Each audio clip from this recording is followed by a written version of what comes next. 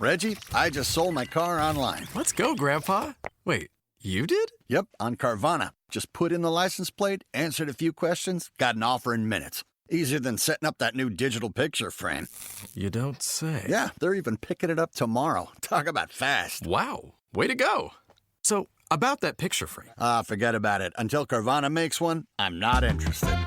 Car selling made easy. On Carvana. pickup fees may apply. Are you tired of the mainstream media's coverage of the NBA? You ever wonder about what they're hiding? The stories that don't fit the agenda. Do you want the truth? Do you think you can handle it? Welcome to Basketball Illuminati.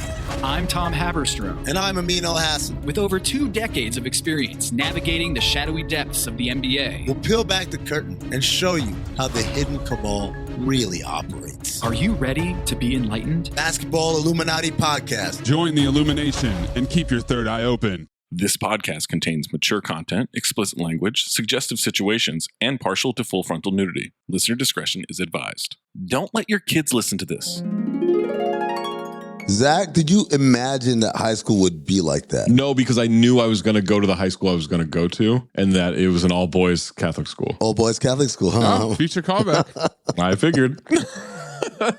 There's a lot of future callbacks. There's a lot of me in this movie. Dude. There's a lot of me in this movie. The number of times like, no, wait, that's Zach Harper. Yeah. No, wait, that's Zach Harper. Is that the Horseman? Yeah. No, wait, that's Zach Harper. That probably is the Horseman. Let me write that down. It's a cosmic mix of the action of the 90s combined with the exploitation films of the 70s. But with modern touches, it's hyper-violence, but it knows that it is. It's a little bit Tarantino. It's definitely a little bit Michael Mann. It's kind of a cosmic gumbo. It almost moves to the beat of jazz.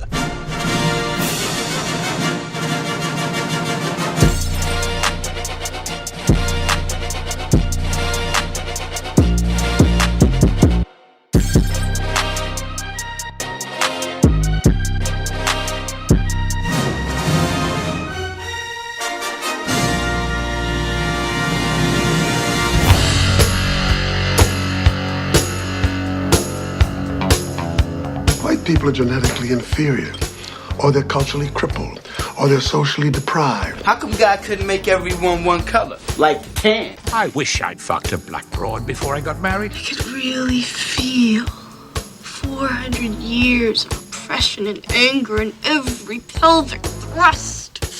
I can smell horny across an ocean. Not all women. Good for you, man. Good for you. Good for you. Just the hot ones. Hello, Oprah. You're not allowed to go down on me for 1 month.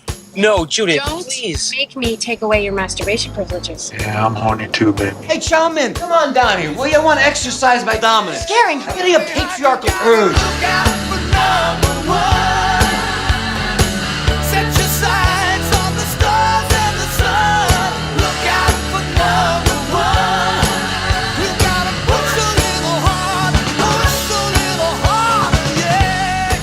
Don't mind me. Just keep doing what you're doing. We're a team. We work together. I don't know if you were paying attention. I wasn't. Please, goddammit! Just one more drink! I'll cut off your tits with a knife, you bitch! 5 whiskeys. That's breakfast on the river. Yo, you have to clip it, Maze. Clip what? A fucking tiger? What are you talking about? It's not that hard. Just chop, boom, out. Wow, Maze has a really hard job. This is going to be the worst episode we've ever done. My people don't give a ding-dong diddly about what flag fly over Hawaii. You bore me, Fury. Where is the Mikwo film? He's nothing but a bag of meat and flesh and tendon. Why didn't they just name him Spaghetti Lasagna? Fuck, this movie's 2 hours long? This is like the John Gruden emails of movies. Do you like ducks? Or a trench coat full of bees flying around? Like, that would scare me. Imagine bees are cool. That's a duck, man. No, I get it. Coolio. You're the devil's baby, mama. I didn't lie, Annie. I just didn't tell you certain things. Don't play no reindeer games with me. An American ninja? What are you talking about? There's no such thing.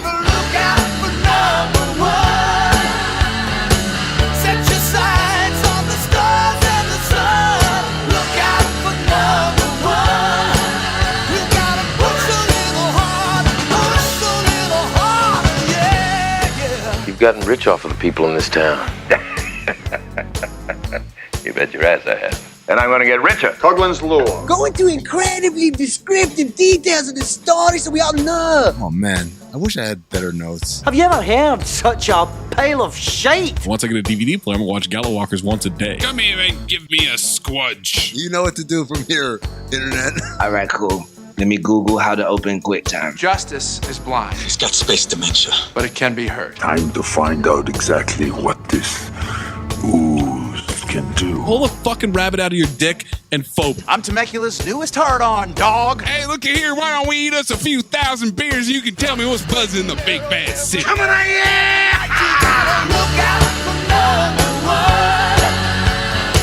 Set your sights on the stars and the sun. Look out for number one.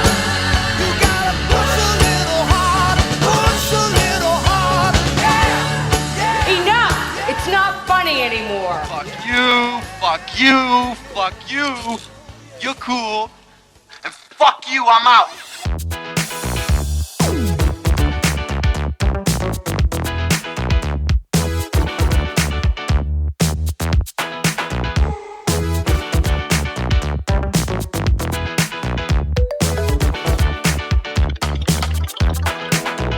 Welcome to Cinephobe, the podcast where we break down the movies you're afraid to admit you love. I'm Zach Harper. That's Amin Hassan. That's Anthony Mayes. I don't know. Maybe the ICE ads are gone. If they are, listen to us on Spotify, or we're going to join ICE. Put you in a car with Cliff O'Malley and have you shoot at the cops. Does Cliff O'Malley count as three names? You think it's a OH? Cliff O'Malley? Malley, like, oh, Malley. I'm asking. Like David O. Selznick. Oh. Spotify is where you can vote in the poll, like the poll for Rush Hour 3. 18.4% phobe, 81.6% file. It's not their fastball, but it's still, man, it's fun. Yeah, it's still a fun movie, man. Spotify is also where you can leave a comment, like Garrett, who commented, the reveal that Maze's big ass and his, I presume to be Monstar-sized friends were playing full 3-on-3 Nerf basketball with people living on a floor underneath them made me guffaw. That's a great story. They must have thought the world was ending hearing you gigantic maniacs trying to windmill dunk on each other above them. Maze, are all your friends giants? No. I don't remember that from the wedding. Yeah, most of them were normal-sized humans. Yeah.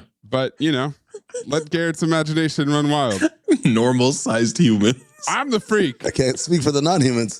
That man Glenn commented, for decades I thought, let's show him who the horsemen are, was John Gruden.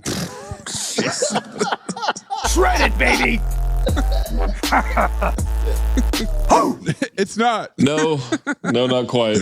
And then Mike commented, I know this is off topic, but can you do the Mos Eisley Cantina from A New Hope for a bar rescue episode? Well, here's a problem. What Mike is asking us to do is to do a bar rescue episode. Right. Not an episode of Here's the Science, a bar rescue podcast. See, the difference is, Here's the Science, we're breaking down episodes of bar rescue that exist. Mm-hmm. We're doing it live every Monday. There's no way to get access to that, though, right? Absolutely. All you got to do is be a Patreon. Patreon.com/countthedings. Oh. You get access to our private live watch along. You get in there with all the other scientists, as we're calling our group of listeners. Great branding, guys. Thank you. Or hearers. Or hearers, too, because they are hearing us. That's less good.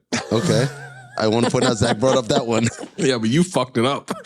That one's not your guy, is what you're saying. I mean, yeah, that's not my guy. That's not my guy. My guy's a scientist. My guy's a horseman also. But if you are a Patreon, like I said, you come in the live chat and you can interact and we read your comments on air and it's really fun. If you're not a Patreon, just catch the episodes every Tuesday, wherever you get podcasts. You also get ad-free episodes. Yep. Extended cold opens. Re-Washington events for the movies that we do on Cinephobe and the Washington live events, as you mentioned, for Here's the Science. You get episodes early, you get access and discount on live show tickets, and you get all the extra content across the C2D network. You have a submission, submit it. Needs to be 40% or lower on Rotten Tomatoes for the audience or the critics score. We hit episode 250. We started a brand new daisy chain.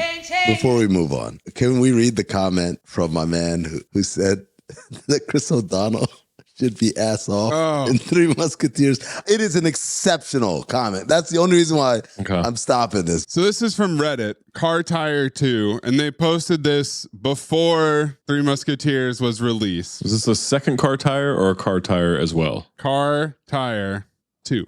It's a sequel. Got it. All one word. I know the pod and the guys. My assumption with the upcoming pod is that they give the award to either Tim Curry or Oliver Platt. Both deserving, but I think too easy. Where I think it should go is against the grain. Chris O'Donnell earned it. I don't even like him as an actor. But what I could tell was he was the only one excited to be in this movie. He really wanted to be a lead actor. You can tell he's putting it all in. I know he won't win, and we're way past the recording date, but wanted him to receive his props before his inevitable put down. Props. Also file with snacks. That's the problem, is that he was giving his all. Zach, this is where I really appreciated that comment. It doesn't make me want to change my vote at all, but so many times we get listeners who try to send in these, zany fastball anti-thing. Oh, you know who really was... I can't believe you didn't get the wagon wheel, though. Yeah. Ass off, yeah. Noticed or funny or whatever it is. But I can tell by the way this guy's talking, he's sincere. And I fuck with that. I fuck with the sincerity. You care about this Chris O'Donnell, don't you? He's management material for sure. Let me say this, Car Tire, too. Thank you for the comment. I do like the spirit of the comment. Absolutely the fuck not. What is wrong with you? You gave it his all, man. Chris O'Donnell. That's the problem. He was the only one excited to be there.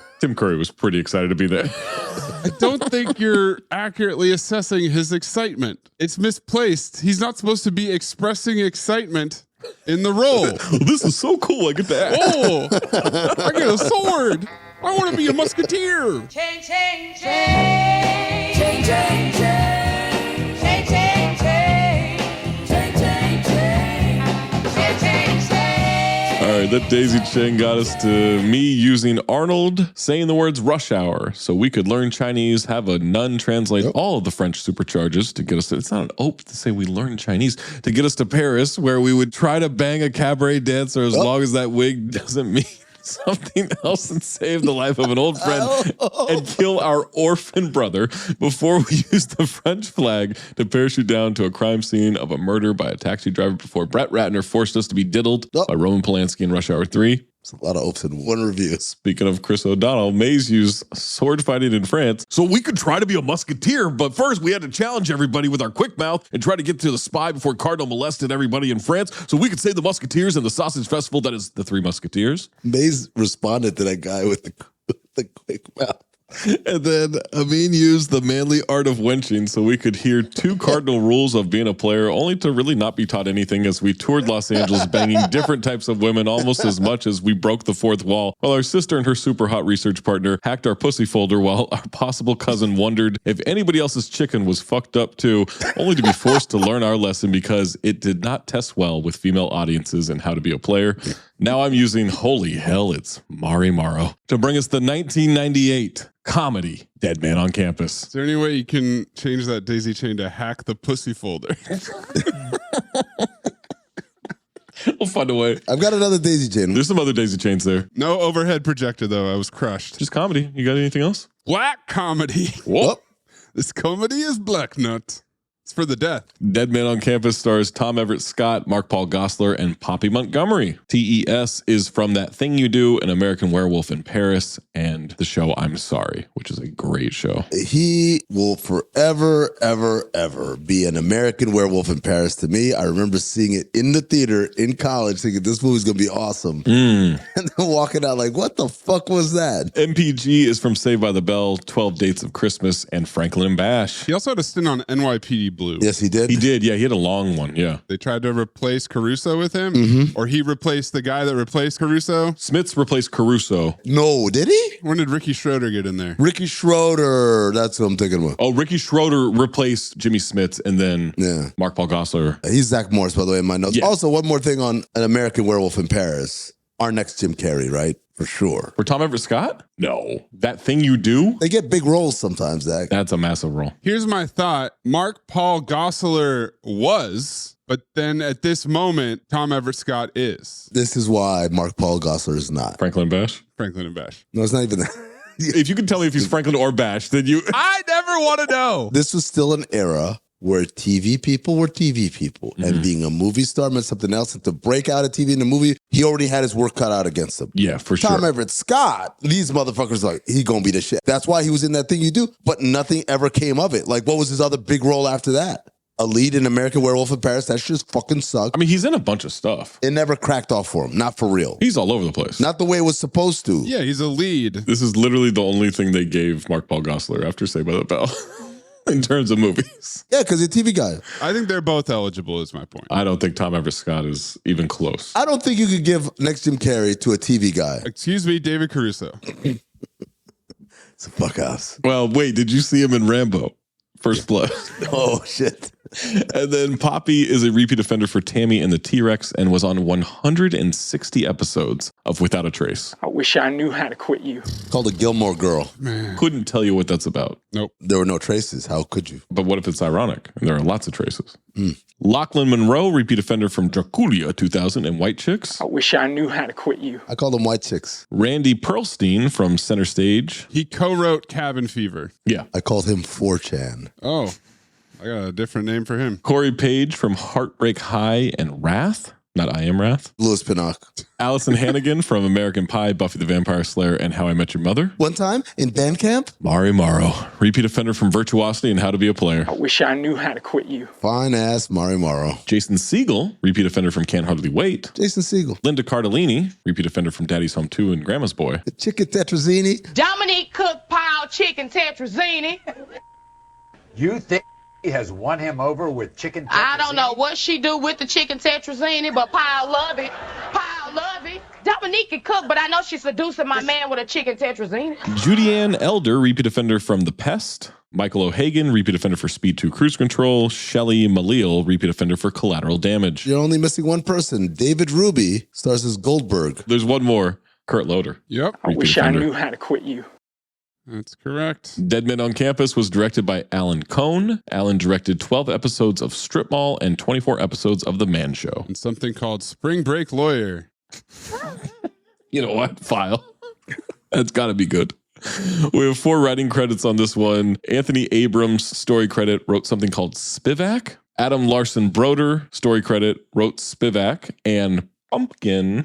Oh, Pumpkin. Maybe we'll get to it. CT5 trailer, lock it in, number 1. One of the greatest trailers I've ever seen in my life. Michael Traeger, screenplay credit, wrote The Amateurs and a TV movie called Man-Child. And then Mike White, screenplay credit, repeat offender for writing Nacho Libre. I wish I knew how to quit you. His first movie, obviously you know him now from White Lotus. He was also a writer on Dawson's Creek at the time. Synopsis for Dead Man on Campus. 2 college roommates go out and party, resulting in bad grades. They learn of the clause that says, quote, if your roommate dies, you get an A, and decide to find someone who is on the verge, so to speak, to move in with them. Kind of accurate. Yeah, it's a pretty good synopsis. Tagline, roommate wanted for a limited time only. Oh, it's a good tagline. Yeah. That's pretty good. Yeah. $14 million estimated budget, gross $15 million US and worldwide. It's the opposite of How to Be a Player. Plus $19.99 from me, and then maybe another $9.99 or whatever it was. You bought it? 12, yeah, I sure did. I knew I wanted it. It's a file. You bought it now? I don't have my DVDs anymore. Yeah, of course I bought it now.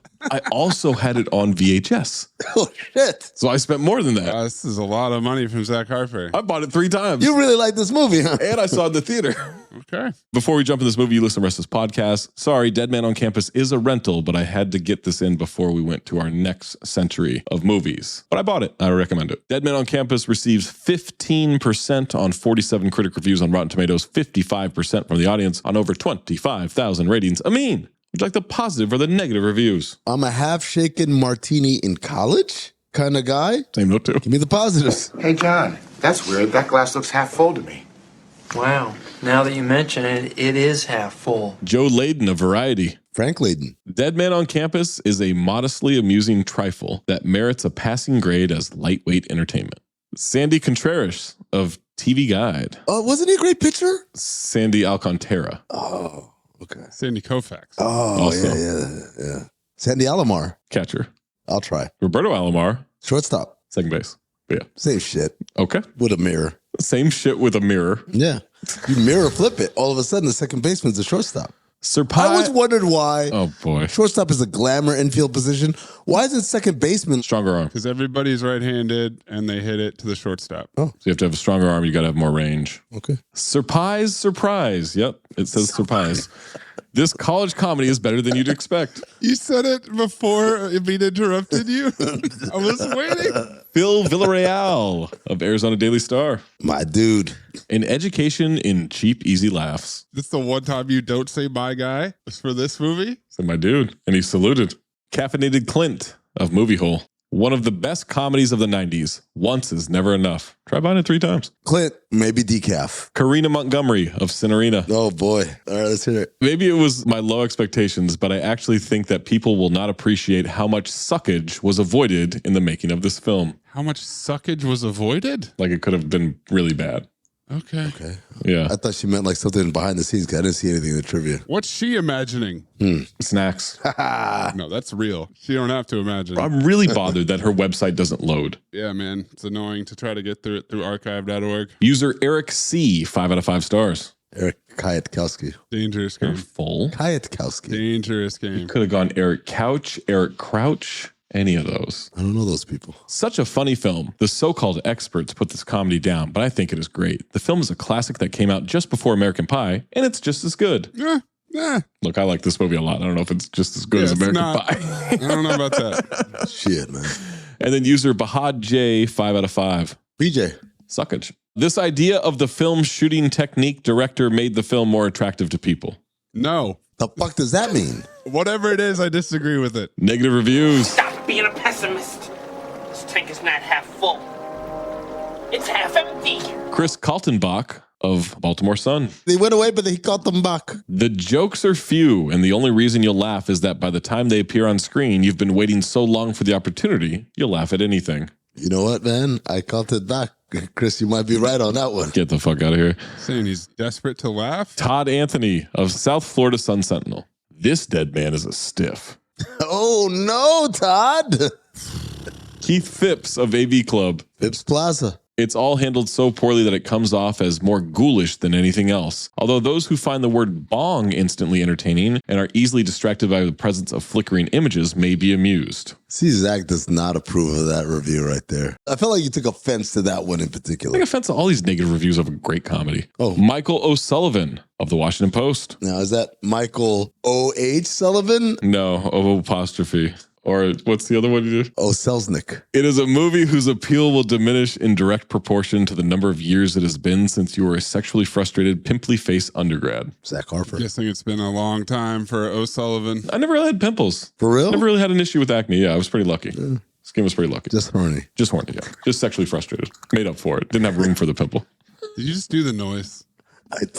Oh, that's a horseman. Michelle Santilli of Box Office Magazine. Oh, she's Santilli. Devoid of style or wit, this film wastes the talent of some fine comedic actors. Which ones? Jason Segel. Peter Keogh of Boston Phoenix. A moribund stinker that has been moldering in a studio morgue drawer for some time. Christopher Knoll of filmcritic.com. Christopher Nolan. Have you seen the one about the college kids who try to get their roommate to kill himself so they can get straight A's? Oh, you have? Good one. Look, movie's got a lot of things we could criticize. I must admit, I've never seen a movie with that premise before. No. Nope. And then Anita Gates of the New York Times. I bet you do. Of the New York Times. Oh, yeah. Just wanna. Kick Saban a Butte. Oh, yeah. Anita Gates does not look how you think she looks. Oh, I know some white Anitas. All 3 would-be suicides are over the top and fun to watch. Too bad the film they're in seems to have been at least partly written and directed by Beavis and Butthead. Reference, first of all. Second of all, would-be suicides. Yeah. There's only one. Spoiler alert. Well, no. Kind of 2. Would be. Yeah. Oh, yeah. Well, I guess 2. Yeah. We'll get Amin's first note, May's first note, and my first note after these messages. Unless you are a Patreon member, patreon.com/countthedings. You get an ad-free episode right meow.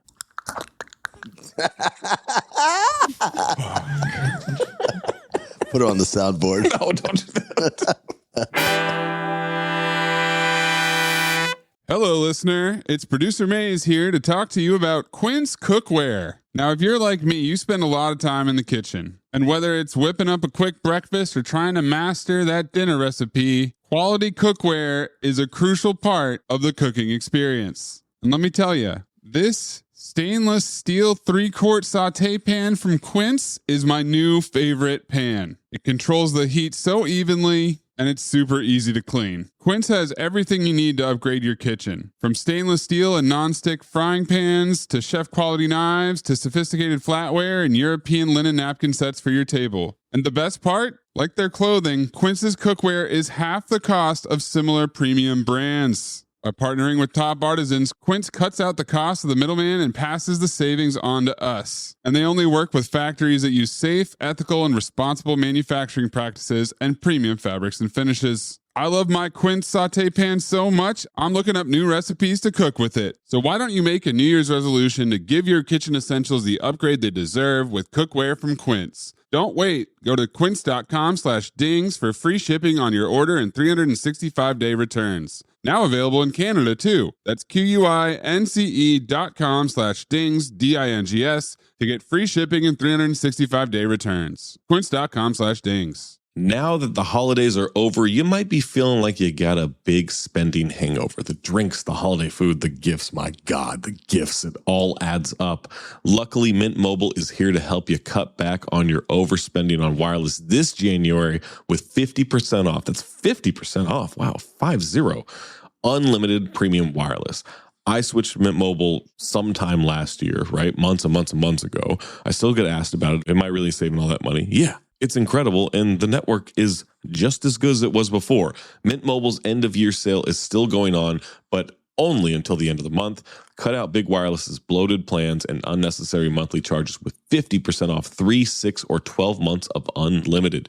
All plans come with high-speed data and unlimited talk and text delivered on the nation's largest 5G network. That's right, you're not doing weekend minutes anymore. It's not the 20th CB. Use your own phone with any Mint Mobile plan and bring your phone number along with all your existing contacts. You don't have to re-put anybody in there. Cheryl's in there. Johnny's in there. Don't worry about it. Again, I use it. I'm so happy I switched over. This January, quit overspending on wireless with 50% off unlimited premium wireless. Plans start at $15 a month at mintmobile.com/dings. That's mintmobile.com/dings, DINGS.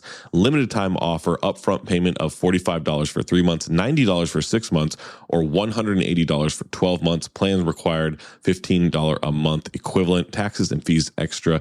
Initial plan term only. Greater than 50 GB may slow when network is busy. Capable device required. Availability, speed, and coverage varies. See mintmobile.com. Amin, what is your first note? Number one, I do not remember this movie at all. Second of all, Zach, I also bought this movie right now, but the reason why is the rental price on Amazon was $4.19, which is higher than the $3.99 it usually is. Yeah.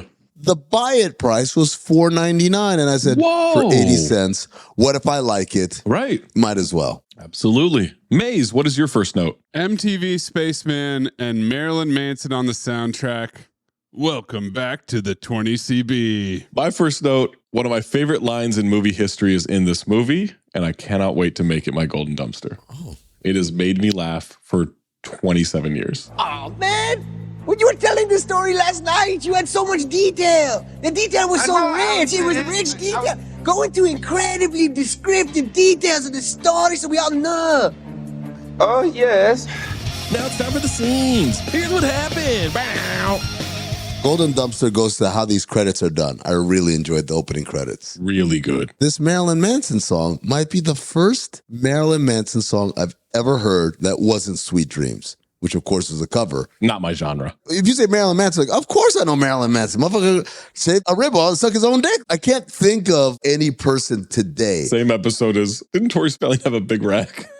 Of course I know Marilyn Manson. Yeah, the credits are great. Tests, scantrons, deaths drawn onto the test of the credits as problems to solve and everything. Multiple choice suicide. Diagrams about killing yourself, pills, electrocution, carbon monoxide, hanging. Tom Everett Scott, a.k.a. Josh, is being whisked through freshman orientation. He's frazzled. They really emphasized the suicide part in the opening credits for a movie that does not have a lot of suicide in it. We're at Daleman College. We get a counselor advisor giving him exposition about his own pathway, 6-year program in medicine. In case you missed the Daleman College sign, we've got people in denim vests throwing frisbees. That's college. There's no other place you could be than college in the 20CB. He wants to stay focused on his career path. She says it's a lot of credits and he's on a full academic scholarship, so don't fall behind. Oh. Hello, exposition. Although if he does something truly groundbreaking, he'll get an A in his course. He says, I think I can handle it. And I said, this is Zach Harper. 18-year-old Zach Harper? Absolutely. Day one. I think I can handle it. I think I can handle this. We get a creepy dude in a robe with kitchen gadgets in his room. There's a black kid dancing in his room with his parents. Wow. Wildly different music from the black guy's room to the white guy's room. Two Americas in the flesh. There's an Italian kid complaining to his mom about sweating his ass off. I have him as a fat guy complaining about flannel sheets. There's already a leather recliner in his dorm. And I'm wondering, did the school install that or did someone bring it? Maze, this is not a dorm room. None of this. This massive palace with its own private bathroom? Yeah, the layout was confusing. There's also a common room adjoined to two different rooms, but they all have doors to the hallway. There's about 7 doors to the hallway from this place. And then Jason Segel has a 1-bedroom closet. So they're in suites where there's one single and a double. I guess the bathroom is through the double room, though. I couldn't figure that out. I don't know. The layout's confusing. Yeah. Jason Segel's in there angrily hammering bikini posters all over his dorm room. Have to. Single's mine. I called it. He's playing a jock? This is a question for me. He's playing a big guy. A big angry guy. He's playing Mayes. An angry Maze, though. Oh, maybe that's Anthony Mayes. Yeah. Maybe that's a horseman. But then quickly that will be dispelled that he'll be Zach Harper again. Yep. Tough for me, yep. Is Jason Segel ass on because he was miscast? I think he does a good job. I don't think he's ass on, but he was absolutely miscast. Is that because of what we know about him now? That's what I'm saying. At the time, I think it was fine. Okay. Freaks and Geeks was coming up. There's some movie that came out and it had Al Bundy in it. He played a general or whatever, and it was a very serious scene. And they said the test audiences, when he comes on the screen, hoot and holler. Everyone laughed. Had to cut him out the movie. Oh, wow. Too much baggage. Yeah, exactly.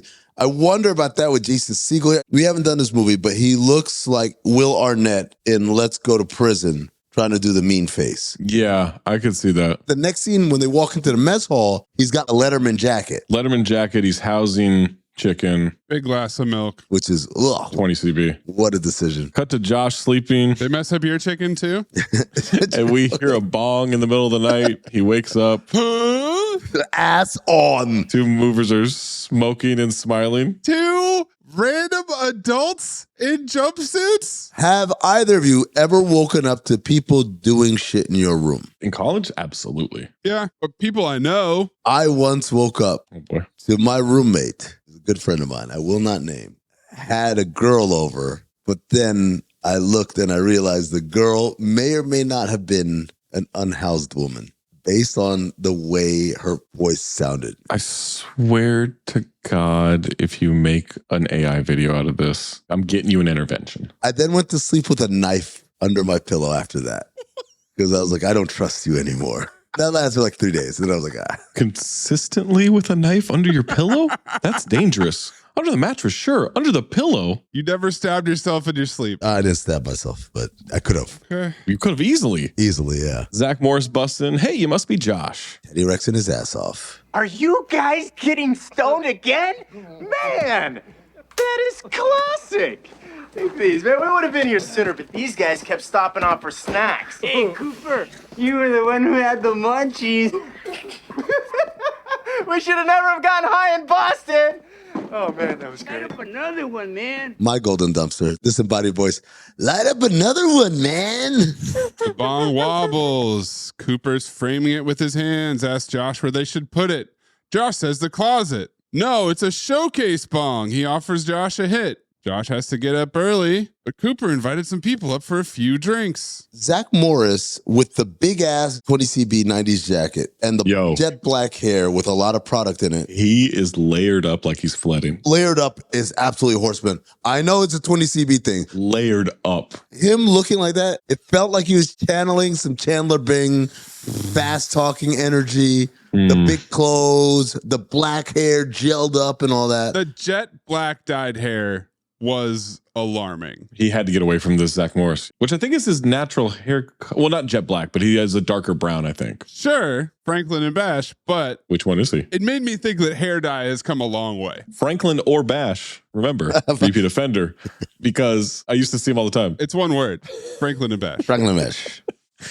He'll get rid of him. Josh says it's okay. He'll put on some pants. But before he's able to get out of bed and put on some pants, all these people flood the room and he stays under the covers. Ushers in a conga line of randos. This is big in the 20CB, folks. I met a couple of people who were going to have a quiet drink. Open the door. It's a party and everyone pours in. Ha, ha, ha. He hasn't even unpacked his stuff yet, and he's got 50 people in the house. He's a party guy. Including Goldberg from next door, who says, oh boy, and I quote, "Show me the muff." Zach Harper's favorite line. He's been dying for this line to be said. This is not the one. Oh, okay. Oh, don't like that. 20CB though. Lots of weed, lots of beers. Angry Seagull bursts in and yells, "What the fuck? Turn that shit off." Then he looks at this girl. Smiles at a girl. That's not a smile. Smile? Kinda smiles. That's not a smile. Breaks his scowl. Turns around. He committed a crime with a look. An SBU crime. Without a trace. Cooper introduces himself. "Hey, buddy, how's it going?" "I'm not your buddy, buddy." Cooper takes out his glasses, looks at his room. "Oh, look at that. I see you like girls. Must be the product of an all-boys school." Catholic all-boys school. And I Oh, said... shit, it's Zach Harper. Menage that note. My note. You guys can read that. Oh, no. They're going to call me this guy. In bold. Yeah. Cat, holy Mary, mother of God. You're so horny you've turned mean. You keep that music off, asshole, or I'm gonna bash your fucking head in. I like when MPG wipes the spit off his glasses. Ass off. Attention to detail, Sean Levy. Kyle. You're being an asshole. Now you go around bashing people's heads in. Girls aren't gonna think you're cool. They're gonna think you're a steroid freak with a pixie dick and an ass for brain. Really? Cooper introduces Kyle to the party, gives him a beer. Music back on. Mm-hmm. Back to work, shaking martinis. Hey, drink martinis, Sean Ass, and dig in the pool. Well, I got some questions about how old Cooper is, so. Same questions too, sir. He's not 21, but he might be 20. But he ain't 18. Pickle comes in with kitchen gadgets, had stuff shipped here, reminds him of home. The blender reminds you of home? Oh, yeah, definitely. What? They take Josh's math award and pass it around calling it a dildo. Yeah. Zach intercepts it, brings it back, says, "Here's your dildo." Sits on the bed with Josh and says, "Tell me about yourself." From Indiana, 6-year medical program. So you studied in high school? That's cool. I had a couple of friends who did that. Poppy, Mari, and Allison walk in. I just saw Mari. Josh stares. Cooper encourages him. He's shy.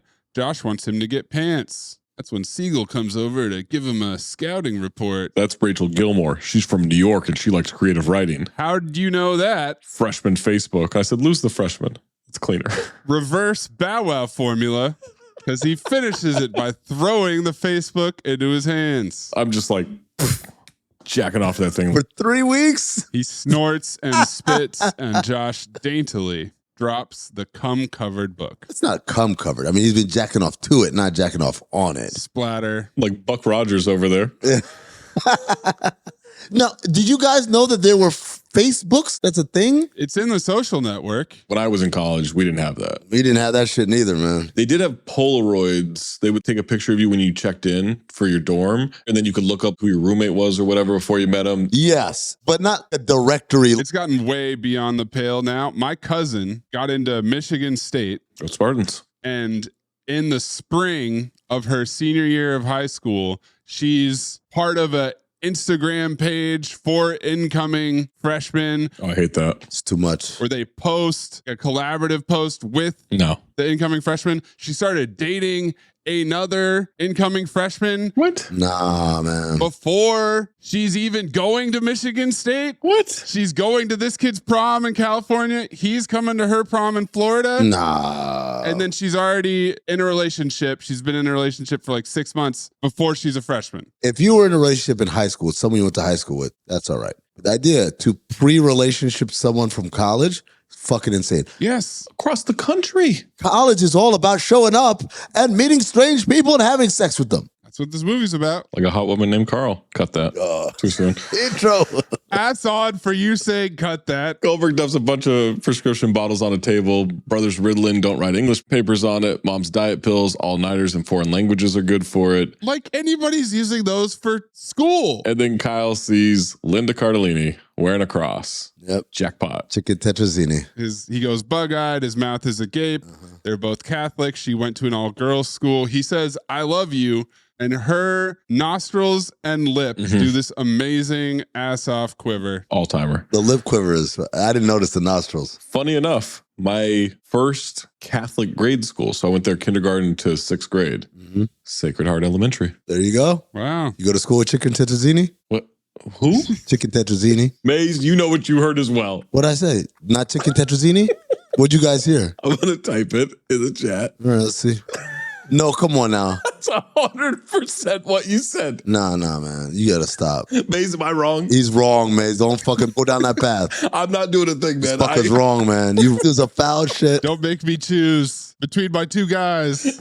My guys. Also, we should point out Linda Cardellini, Jason Segel, they're in Freaks and Geeks, love interests coming up. Also, married to Allison Hannigan in How I Met Your Mother. So that's right. It's a very foundational movie for Jason Segel's career. Zach and Josh introduce themselves to the girls. Hannigan's a bingo. You go to Daleman? This is their room. Well, I'm Lucy, and these are my homegirls. Right, Kristen? Isn't that what they say where you're from?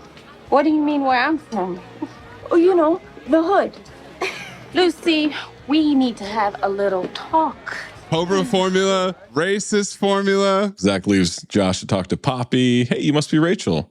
Yeah, how'd you know that? Oh, it's in the Facebook. Oh, you memorized the Facebook? No, my roommate did. He was jack-a-lacking. Jack-a-lacking. Jack-a-lacking around to it. He was what? Never mind. Now, that's not the line, but my friends and I said jack-a-lacking a lot. No way. To refer to. Gotta go. See you around, maybe. Next morning, Zach Morris wakes up with an Asian chick. Why is that important? She's Little Spoon, and her arm's asleep. He slaps the other one. She shoves him out of bed. Oh my God, are you okay? Comedy. Cut to Josh running to class. Rachel says, hi, biology class, not high school. Won't be bringing in ferns for show and tell. Then we go to chemistry class. Montage. Do the required reading. Buy this guy's book. Dude. This guy, ass off. And also PTSD. Because I remember taking the class with the professor who said, you got to buy the book. The book was written, oh, that's right, by me. And the book, of course, costs $140 or some shit like that. Oh, yeah. What a racket these professors do, man. Incredible. You got to. You have to. I mean, if I was a professor, I'd do the same thing. Huge multi-chalkboard class full of a brief table of integrals. Advanced anatomy lab dissecting a human cadaver. Say hello to Bob. Bob the cadaver looks disgusting. Not just because he's a cadaver. Yeah, he looked behind the 7-Eleven. Josh has a job at the housing office to process transfer requests. I wonder if that will be helpful. Probably not. Cut to him getting back to the dorm room. Zach needs him to pour water into his mouth. He's so hungover. He's moaning like a dead man. Josh, water. Josh gets Aqua Java out of his minibar. Aqua Java. Caffeinated water? 20 CB. Have to. Never heard of this. Josh. He thought he dreamt Pammy. Cut to a study group. Can't be the right answer. Too many variables. Nerd banter. Josh, do you have it? Yeah, -4. And they all laugh at him. That would be the correct answer, Josh, if we were still on binomials. Dr. Rivers. Back to the dorm. Zach's cleaning the bong because he can't mix the kind with the swag. 20 CB. That's on. That's on? It just didn't sound natural coming from him. Yeah, it really didn't. 20 CB as well is the 5-foot purple bong. Josh is busy studying. Zach wants to have a study break. He spills bong water all over Josh's notes, then cleans this up with his sweater. Gross. Why the sweater? Why your dad? I know. Why would your dad? Yeah. Kyle and Kelly come in barely dressed. Sexathon. Packing up some of his things. He'll be staying at her place for a while. This is accurate to college. The friend on your floor who you never see anymore because they moved in with a girl immediately. Danny, gone. Like a month in. Shout out to Danny. Never saw him. Cooper asked to use his room for bonging. No, it's not cool. Also Asan saying bonging. While I'm gone, don't fuck with my stuff. Cooper reminds him what he said. Don't fuck with my stuff. Please. They leave making out. Zach is using a pipe cleaner to clean the bong. It's squeaky. Josh wants him to do that somewhere else. He's got an academic scholarship. Hello, exposition. Yep, thank you. He's serious when he says he has to study. Cooper's salty. He's going to go to Pickle's room, and that leaves us with a clear view of his mounted 55-pound television. Oh, yeah. And rolling bar setup. Like a hospital room, right? Pretty much, yeah. It had the tube for all the cables. Yes. which also acted as the cradle to hold the TV, right? They go into Pickle's room. Zach Morris is playing video games. American Werewolf sits next to him. And this is my first time really noticing how much layers are going on, because American Werewolf is wearing a t-shirt with a button-up shirt over it, open all the way though, which was so big in the 20 CV. Yeah. Meanwhile, Zach Morris has a t-shirt with a polo shirt on top of it, with a button-up shirt on top of that. Mm-hmm. And it's, of course, unbuttoned all the way open. Josh is trying to apologize and compromise. Cool. Cut to 4:15 a.m. Cooper busting in, pants around his ankles, loudly hooking up. What about your roommate? Oh, don't worry. He likes to watch. Cucking. I told you about my roommate who one time I woke up in the middle of the night and I heard him say to the girl he was with, I feel like a gynecologist right now. At that point, I was like, all right, Cedric, you got to go. No. I'm not doing this. Cedric? Cedric. Shouts to Cedric.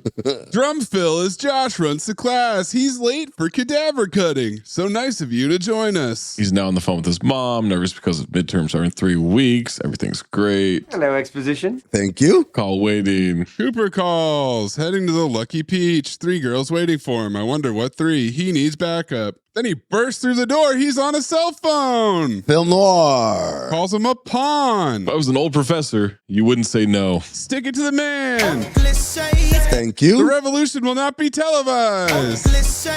Thank you. Goes back to his mom, says Cooper wants to meet him at the library. Talk to her later. Grabs his book, thinks about it. And I said San Diego State liftoff. CT5 worst liar as well. Opens the door, and Zach Morris is there like a mime. Ass off. Ass all the way off. He's smashed up against an invisible barrier.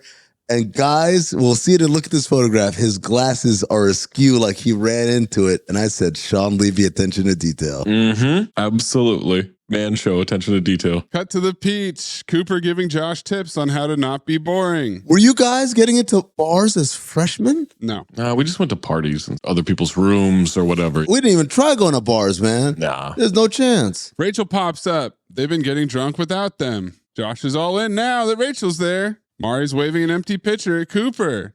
Josh chats with Rachel. Cooper buys 2 pitchers. Says he's not at Daleman College. He's a townie that works at the refinery, factory, mill. What's on your t-shirt? It's Daleman College. Covers it up. He wants an ID. Calls a bullshit ID. You're right. This is my real ID. Okay. Daisy chain? This guy's asking for ID. They're already been drinking. He's telling him another round. He's handed over the pitcher. Mm-hmm.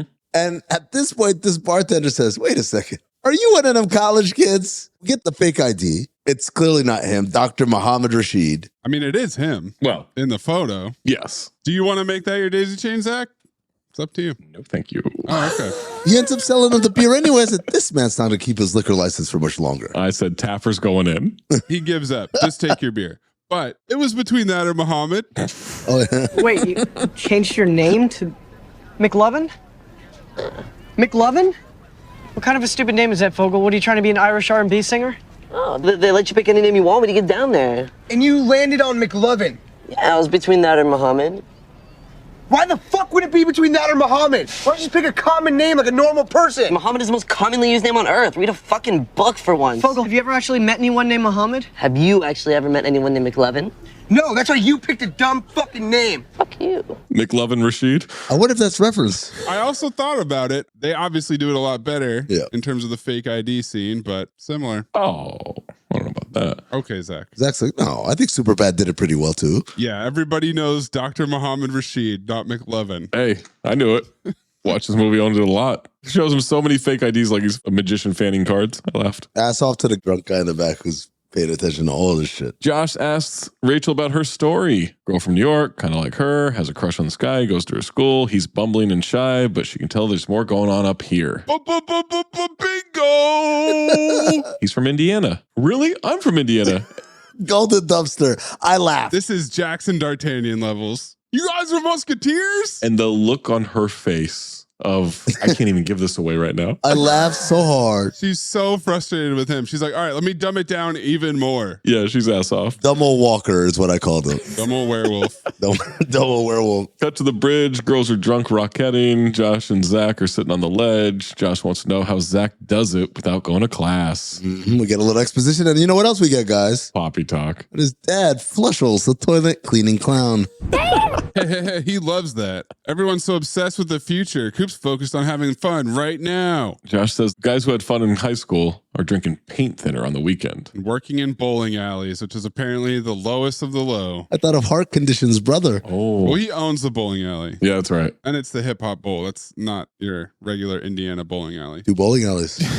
Josh needs it to stay on track. Zach says college is their last chance to go crazy, and band camp is thrown up off the bridge. She shoots, she scores. She asked for a breath mint. I'll fix it. And unfortunately, that's very accurate to college. The idea that I can upchuck a whole day's worth of drinking and whatever gross shit I ate, pop in a fucking lifesaver, we're good. Done it at a club. Rachel is throwing hints at Josh nonstop. Hey, will anybody walk me back to the dorms? Throwing that shit like Patrick Mahomes. She has to keep ushering him forward into her building. It's this way. Into her room. It's this way. Into her bed. Next morning, Mari is leaving his room as he's getting home. He's so dumb. He hits her with, "Isn't this a fine how do you do?"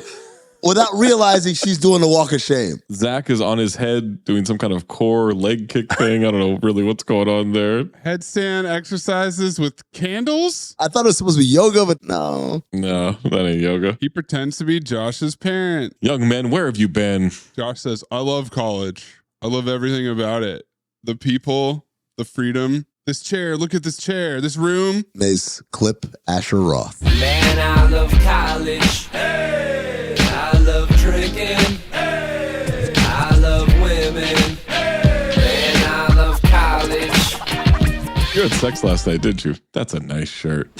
It was so easy, Cooper. I didn't have to do anything to make it happen. It was just like, time for sex. We're gonna have sex now. Prepare for sex. Then we spent all night talking. Jesus, you even talked to it? I said, that's a meme. Golden dumpster. I fucking laughed so hard. She says, I have soulful eyes. Yeah, you really do. Wonders what he's thinking as he starts smoking weed, spending all his time in the library. He leans back. Now he's in bed with her. It's time for a montage. Gonna change his whole philosophy as he smokes this joint. There's a guitar riff. Getting high and having sex. Rachel's there naked under the sheet. He's rolling a pencil, hands it off camera. It's a joint. Yep. Rachel puts it in her mouth, needs Cooper to light it. The match turns into lighting a Bunsen burner. Whoa. Cinema. Good filmmaking. Yeah. Josh nodding off while reading his anatomy textbook. The female body turns into Rachel doing pinup poses. Weed smoking. He's basically asleep, standing up at a party. Camera rotates around a party. This was not a good effect. Whoa. It's literally just the two of them on a dolly. It didn't even rotate around him. It rotated with him. Whoa. Cooper holds up a bag of oregano demanding, where are the papers? Which turns into a professor asking for his paper. He furiously scribbles test answers. Dog, how do you zone out in a multiple choice exam? Just fucking fill that shit out. Get high all the time. Yeah, he's high and he's getting laid. Smoke that good shit. Was it the kind or the swag? Not swag, swag. Whatever, I don't fucking know. Two Americas.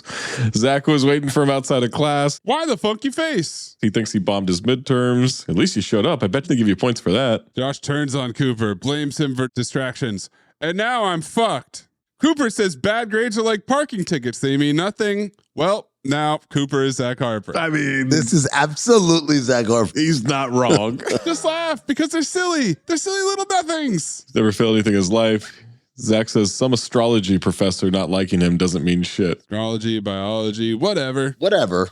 Now Josh thinks Zach is making too much noise while he studies. No music, no cleaning. Werewolf hits him with the cut it out with the hand slit thing, but he whistles with his mouth open. That's all tongue. I can't do it, but I know people who can do it. Cedric. Zach takes the stethoscope, can hear his penis heartbeat. Get a knock on the door. Who is it? It's Flushels. Uh-oh. And Mayes, you got to clip the way he says, Pop. Oh, yeah, it's going on the board. Yeah. Add to the repertoire. He pushes Josh out of the room, puts Zach in a headlock. It's Flushels the Clown. The toilet cleaning clown. You get an education, little buddy? Dean told him Cooper hasn't been to one class. Pop keeps buying him into schools. Whoa. How many schools? How many schools? How old is Cooper? Same note too, bro. Minaj. If you don't pass all of your classes, you're coming home with me, and you're gonna work with me, but not in the office. Dad, come on. In the field.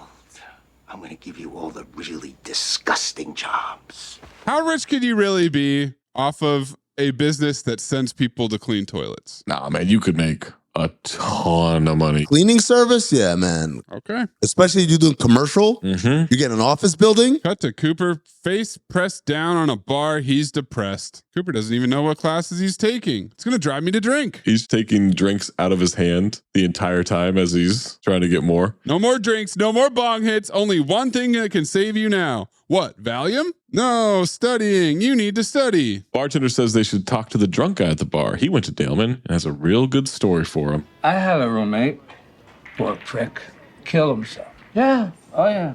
I found the body. He slit his wrist, he swallowed some pills, he put a bag over his head, and he jumped from the bridge. It was a mess. That's terrible. Some people eat bugs. Ugh. Right. So what does this have to do with getting straight A's? Everything. You see, Daleman has always had a problem with suicide.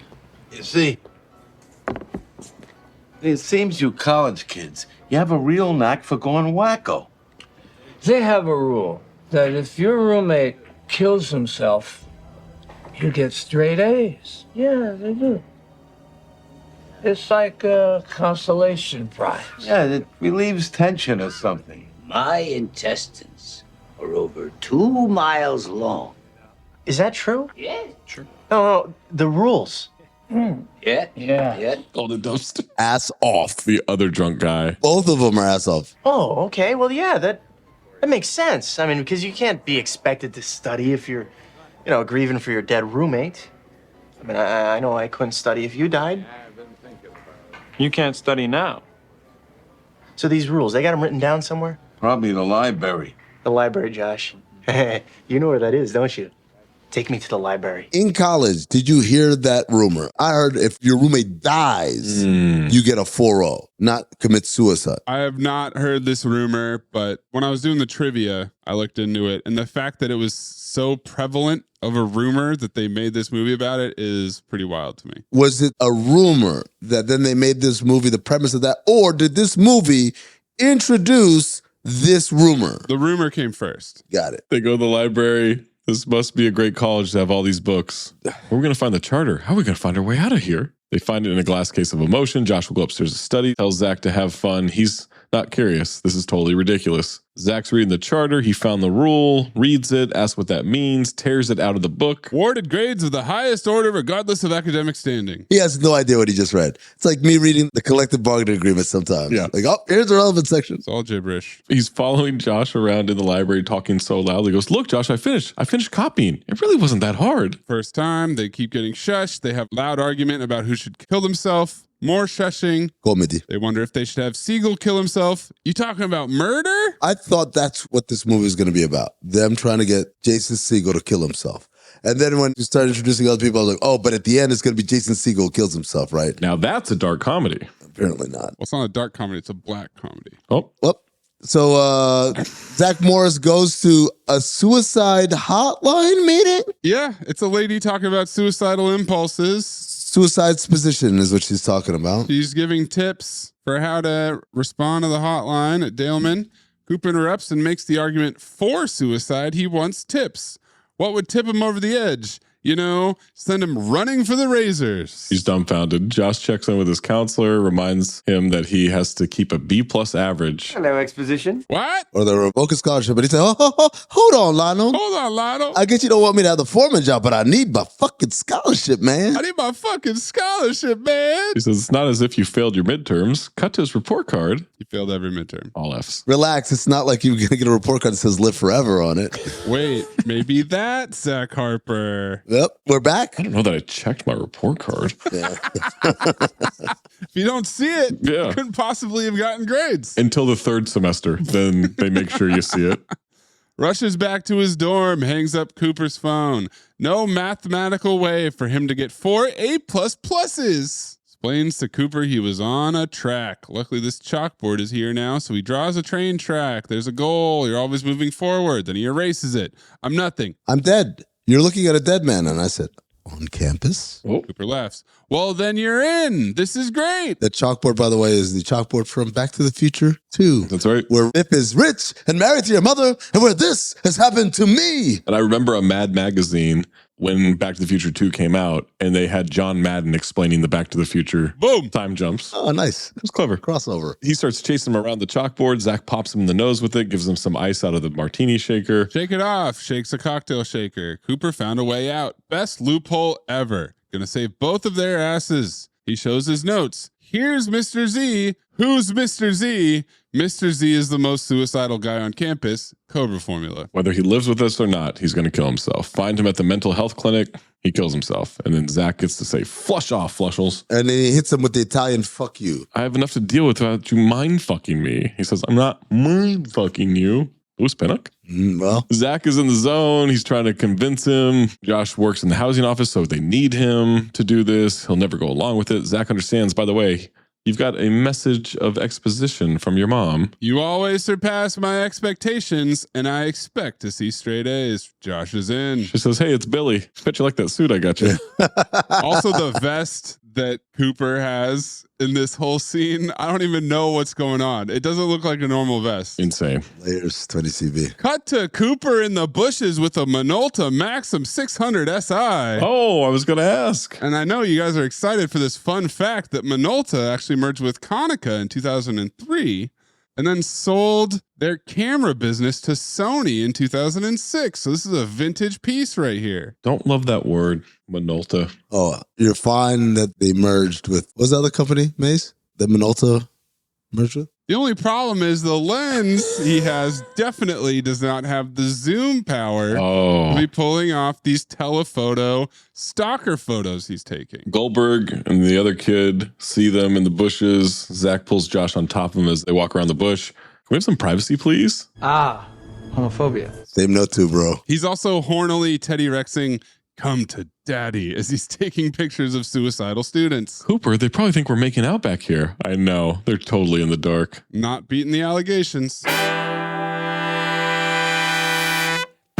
Cut to them running around Campus Serpentine. They're breaking into a building through the roof. They've got matching dusters flapping in the wind. They've got beanies. They've got eye black. They've got tactical gear. He slips and he falls. That's supposed to be comedy, I believe. Royalty-free Mission Impossible music is playing as they rappel into the office. Josh's codename is Dinah. Cooper's is Panther. Josh is jealous. They try to jimmy open a skylight, and Cooper smashes it. I'm risking my life for you, Josh. Remember that. He goes, I'm lowering you 12 feet into an office. I'm not even sure we need the rope. Comedy. They drop Cooper. Josh changes his codename to Cobra, Marion Cabretti. Cooper's lost in the file room, forgot his Jimmy. They say Jimmy about 15 times. A lot of Jimmy talk right here. Could have been a Jimmy hat. Kicks the cabinet open. Campus security shows up. He tells Cooper to abort. And the chase squad reporting for duty. Same note too.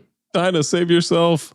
He dives through a window. They both run off together back to the room. Hey, we're so Van Damme. Come on, say it with me. Van Damme! Van Damme! Van Damme! Van Damme! All right, now it's pathetic. And a montage going through the files. Reading books on suicide. You're reading Don't Kill Yourself books. Listen, I'm getting married. Get out. What? You just sat there and said that you were happy for me. That I'm hanging by a thread. I'm reading Don't Kill Myself books. You said that the book wasn't yours. Don't worry about the book. It isn't mine. But I glanced at it.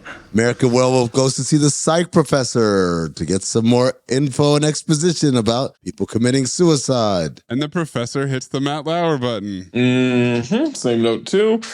Wants to know more about Josh. He leaves and he's out of his mind. Rachel runs up on him in the quad. Where you been? Thought you died or something. She's throwing that shit. Totally normal reaction from Josh. Died? No. Nobody died. She hands him her short story. He said he wanted to read it. Definitely, he didn't remember that. You wouldn't happen to have a shorter short story, would you? She handed him a manuscript. Yeah, this is a movie script.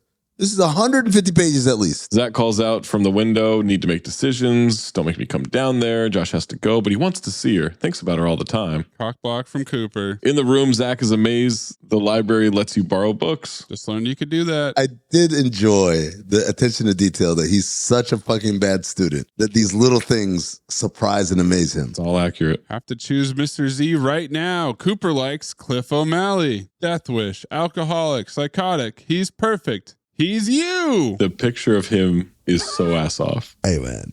My man, White Chicks, runs away with ass off for this one. Lachlan Monroe crushes. Lock him in. Lock him in, Monroe. Lachlan him in. We get a Mr. Bunny Foo-Foo reference. That's maybe 19 CB right there. That's that is ancient. That's like campfire songs. We cut to Kappa Omega. Cliff is up on the balcony railing, screaming to everybody below. This is so funny.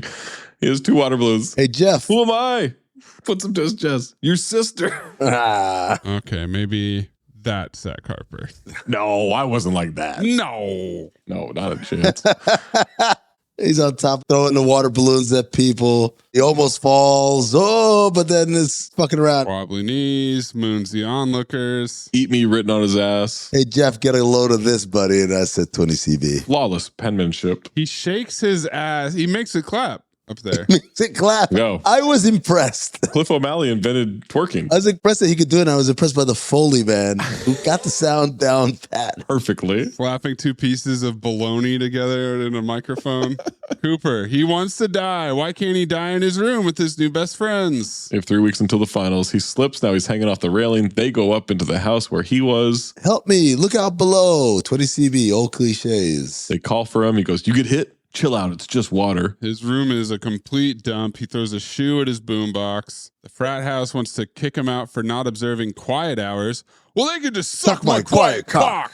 Is that your favorite line, Zach? No. Okay. They say they like to party. Yeah? Let's have some beers. Hands them room temperature beers. That are sitting out on the floor. That's not beer. Oh. It's piss. He spit takes. Cliff chugs his in about 3 seconds flat. And then says, kick me in the junk. So he does. Come on, kick me in the junk. God. And then he starts rap. Damn, that's a rush. My name is Cliff, brother of Joe. I got me some crack. I want me some hoes.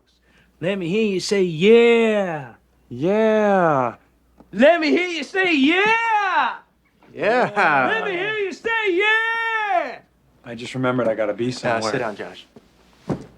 Now, did you say that they're trying to kick you out of here? Because actually, we have an open room where we live. You know what? I gotta see Rachel. Hey, you guys ever get horny? Well, it depends on where you're going with this. That was a golden dumpster.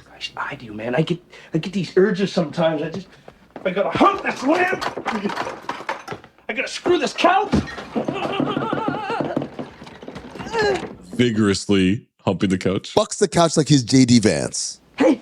Do you guys know any chicks who like to party? Josh does, heading over there right now. He leaves, walking down the hallway. Everybody goes back in the room. They're all afraid of him. Cliff tells Parker, your ass is grass, man.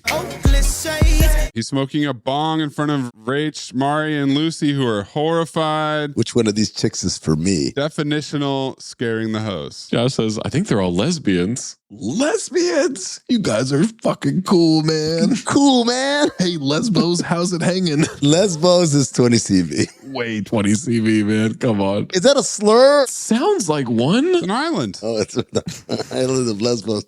Hey, Lesbos, how's it hanging? He's so excited. Look at this photograph. He sees a print of Starry Night. He's ass off when he says, which one have you painted this? And then he touches this. It's so smooth. Wants Lucy to do a bong hit, flaps his tongue, insists on lighting it for her. Which closed captioning calls flapping tongue. It's the Pauly Shore sound, kind of. Here, I'll light it. No. That's okay. I said I'll light it. I'm a gentleman. Immediately, hair goes on fire. Get out of the way. I got it. They're putting it out with a pillow. He's gonna pee on it. He goes to piss on hospitality. They stop him. They tackle him, and he's screaming, she's burning. No! All the dumpster. We see her torched wig, and Cliff leans in. I guess a blowjob's out of the question. That's my golden dumpster. Rachel's mad at Josh for bringing Cliff the psychotic. They're leaving. Cliff doesn't get it. Whenever I'm on fire, I remember to stop, drop, and roll. Old cliche. You don't just stand there screaming like some chick. He wants to go into town and get hookers. Oh, boy. Grabs both their dicks. I know just the one. Her name is Carl. She's beautiful, man. Later, the caption said Carla, and I reject that outright. Her name is Carl. It's Carl. The joke is Carl. He says it multiple times. Cut to Cliff driving like Brad Wesley. Same note too. Menage it, and he's saying, going to find Carl. Going to find Carl. License was revoked for what? Being awesome. Attempted vehicular manslaughter, Cobra formula, whatever the fuck that means. Not the line I'm talking about, but we also used to repeat that a lot. Whatever the fuck that means. Cliff loves a good game of chicken. He power slides onto a street behind a cop car. Starts calling them piggies. Initiates a high-speed chase. Bring it on, bacon! Ever been in a high-speed chase before? Hey, I got a great idea. They hate it when you do this. Grabs a gun. One of those like German guns. A World War I German Ruger. What's it called? Like a Walther or something? Waltham. Shooting wildly. This is a horribly executed them diving out of the car. Yeah. Could not have looked worse. You goddamn pussies. Now Josh is mad at Cooper, who wants to hitchhike back to campus. You got to stick out your thumb or they won't see you. Back at the dorm, they're playing hockey in the hallway like a young Anthony Mays. After watching D2, getting ready to knuckle puck. Zeke says they're having a lover's quarrel, and they still have not beat the allegations. Now, Mays, you have to clip them not beating the allegations with all of this double entendre of fucking language. Neither of us have ever done anything like this before, so if we're gonna go through with it, I want us to be safe. Well, fine. I just thought you and I were tight back there. Just don't ever pull out of me again. I pulled out because I don't think you know what you're doing. I'm taking over from here. Oh, you know, Josh, you are so anal. Oh. It's so funny. I don't like your attitude in this episode. Let me tell you. What they're saying is not funny, but ass off for everyone standing outside the door eavesdropping. Reacting to it. Because those guys are funny. Josh wants to get his guy, Buckley Shrank. Paranoid, delusional, suicidal urges. Attempted to give himself a lobotomy. Yeah, but no, don't butt me. Oh, now it's both of you guys. They go to the computer lab, ask what he's working on. He's paranoid, just stuff. Looks interesting. The computer lab, 20 CB. I don't know if this still exists in colleges, but because not everyone had a computer or laptop. They had a room full of computers. You go in there and you get your work done. Buckley is a nerd who Teddy Rexes nothing but old cliches the whole time. Oh my God. Time is money, nothing to see here. What did you call him, Amin? Oh, I called him 4chan. I call him Jade Hoy. He's into conspiracies, that's for sure. They run into him going to lunch. He says he has class, nervously escapes. He's running through the quad, screaming to get out of his way. Cut to the dining hall. He has his food. Josh and Zach are there just staring from another table. I gotta say, at this point, two candidates, neither of them feel very suicidal. Right, but these are an 18 and a 20-year-old's understanding of what that might be. I mean, they also have the files, and suicidal urges is allegedly in his file. He joins them at the table. People trying to kill him. His cousin Virgil's making bombs. Woman tries to clear his tray, and he yells, "Bring it on." Ah, he said it. As there's strychnine in there. His proof that his therapist has been co-opted gets up, walks away saying the soil is not clean. Dirty soil. Cut to them taking down all of Kyle's stuff. You know who he reminded me of? The bicycle guy in How High. Yeah. Quick poster teardown montage. Buckley has extra locks on his door. Cooper plays into his paranoia. Buckley has a lot of surveillance photos of himself on the wall, which I don't totally understand. Yeah, I didn't understand it either. What's going on? Are you in some kind of trouble? Listen, Kurt Cobain didn't kill himself. You understand? He's not even dead. He and Vince Foster are living near Mount St. Helens. You're kidding. Why? It's not their idea. They're being blackmailed into it. But the man responsible's so rich, so powerful, he'll stop at nothing to make sure this information stays suppressed. What's his name? I can't tell you that. Bill Gates. Bill Gates? What does he want from you? My brain. I mean, he's already got half of it. I fell asleep at Newark Airport, and now I'm this close to taking my own life so that I can stop the apocalypse. This is 20 CB, where every big musical act who died wasn't actually dead. That motherfucker wasn't actually dead. Tupac was in Cuba. Elvis was still alive. I'm surprised that Elvis is still alive, has died down. Right. And Kurt Cobain wasn't dead either. He offers Buckley the empty room. He hugs Cooper. Thanks, brother. Sure, brother. Spraying the building with chemicals. Neutrino beams, magnetic brain cells. He opens the windows. Josh is in a full hazmat suit spraying. The only Sean Astin I have in this movie, how did she know it was Josh? Look, dude, he dicked her down. She's hunting him down on campus. throwing it left and right, handing him manuscripts, manifestos and shit. She probably smelled them. You said duck dude instead of look dude. Duck. Duck dude, dick down.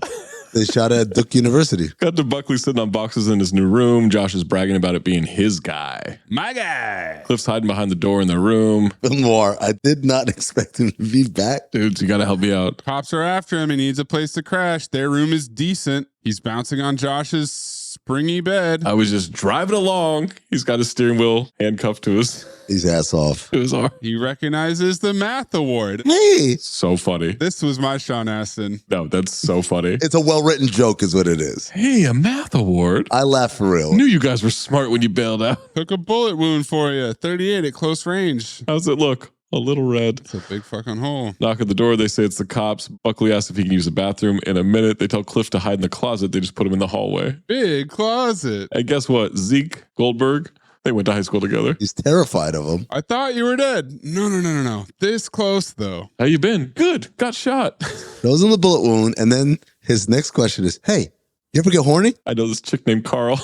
She's beautiful, man. You want to meet her? Puts him in a headlock, walks him away. Josh tells Buckley that Cooper told him about the whole conspiracy thing. Oh, fart. Now you're in danger.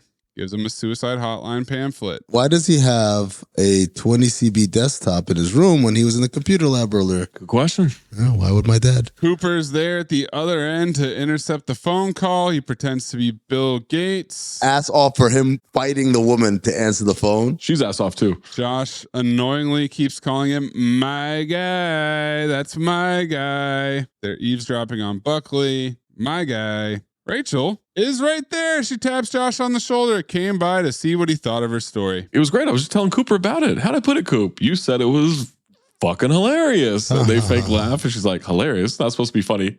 He just walks away. Cooper's gone. Right out of it. He's not getting roped into this lie anymore. Josh immediately folds. She gets pissed. And I said, bitch girlfriend. What? In my notes, Amin is going to find some way to blame this woman. Yo, I thought it and then thought, no, that's actually too much of the gimmick. No. My mistake. Guys, I'm failing my classes. I'm trying to get my shit together. He's not. Yeah, I'm busy. He is trying to get his shit together. He's trying to get someone to commit suicide in his room. She doesn't know that. No, but college. He banged her.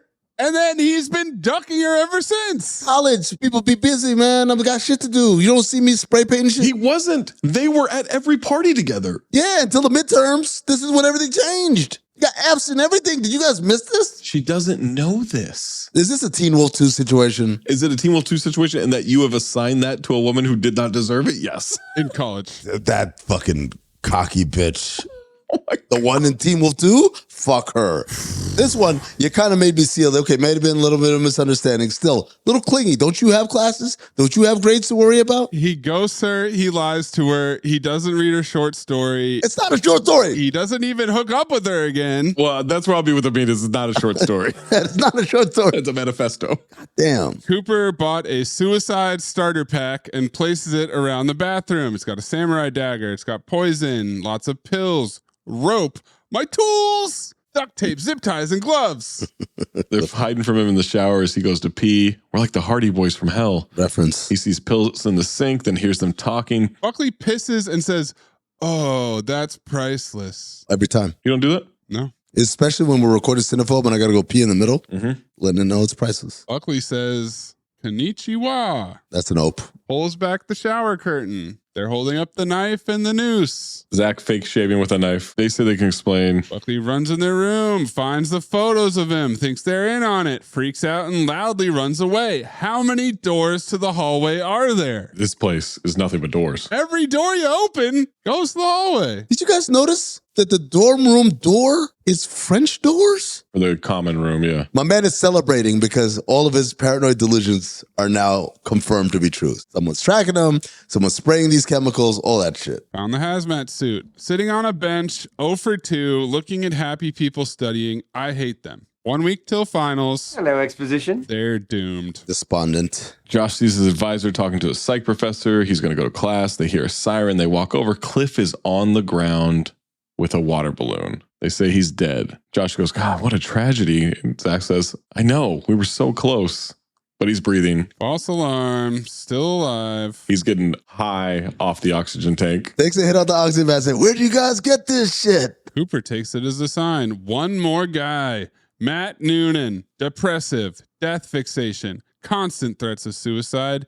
He's reading Albert Camus. Guys, no dick smacking around. Let's get him in the room. That the line? Not it, but I like it. You nodded there for a second. I was like, oh shit. No, I just like it. I think that's our new phrase. When we've been too cold open too long. Yeah. No dick smacking around. With dick smacking around. He shows up with a guitar. They act natural. Welcome him in. You need help with your stuff? I'm wearing my stuff. He's British. And another horrific jet black dye job on his hair. Not great. But because he's emo, that's how they're supposed to look. Pre-emo. Primo. Want Primo? My words and my sperm, spewing forth my tragic. Well, what the fuck do you two want? Are you a musician? You in a band?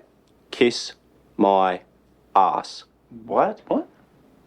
That's the name of the bleeding band. Oh, you're gonna play the big pre-finals party, right? Yeah. That's right, if I'm still around. What do you mean? Now, who the fuck are you? Fucking Kurt Loder? Can you piss off and shut my fucking door? Oh.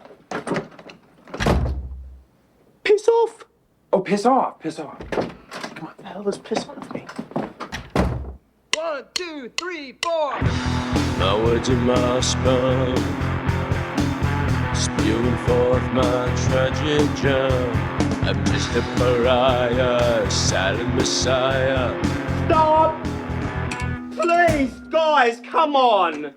Oh, Matt, I was bitching, man. Practice is over because this music is crap. It's total crap. CT5 songs, man. I came pretty close. Couldn't do it. Tells them all to piss off, ushers them out. Cooper and Josh say he really rocks. Maybe someday I'll be fortunate enough to entertain millions of suburban teeny boppers and make music videos. Won't that be groovy? Fuck it all. Cut to late at night. Zach hears the TV in Matt's room, hears him laughing, cartoon noises, looks through the keyhole 20 CB, sees Matt sitting right in front of it, smiling. Matt notices, walks over the door. What the hell? Were you just watching TV? No. I heard you laughing. Laughing? Yeah, I'm a real big laugher.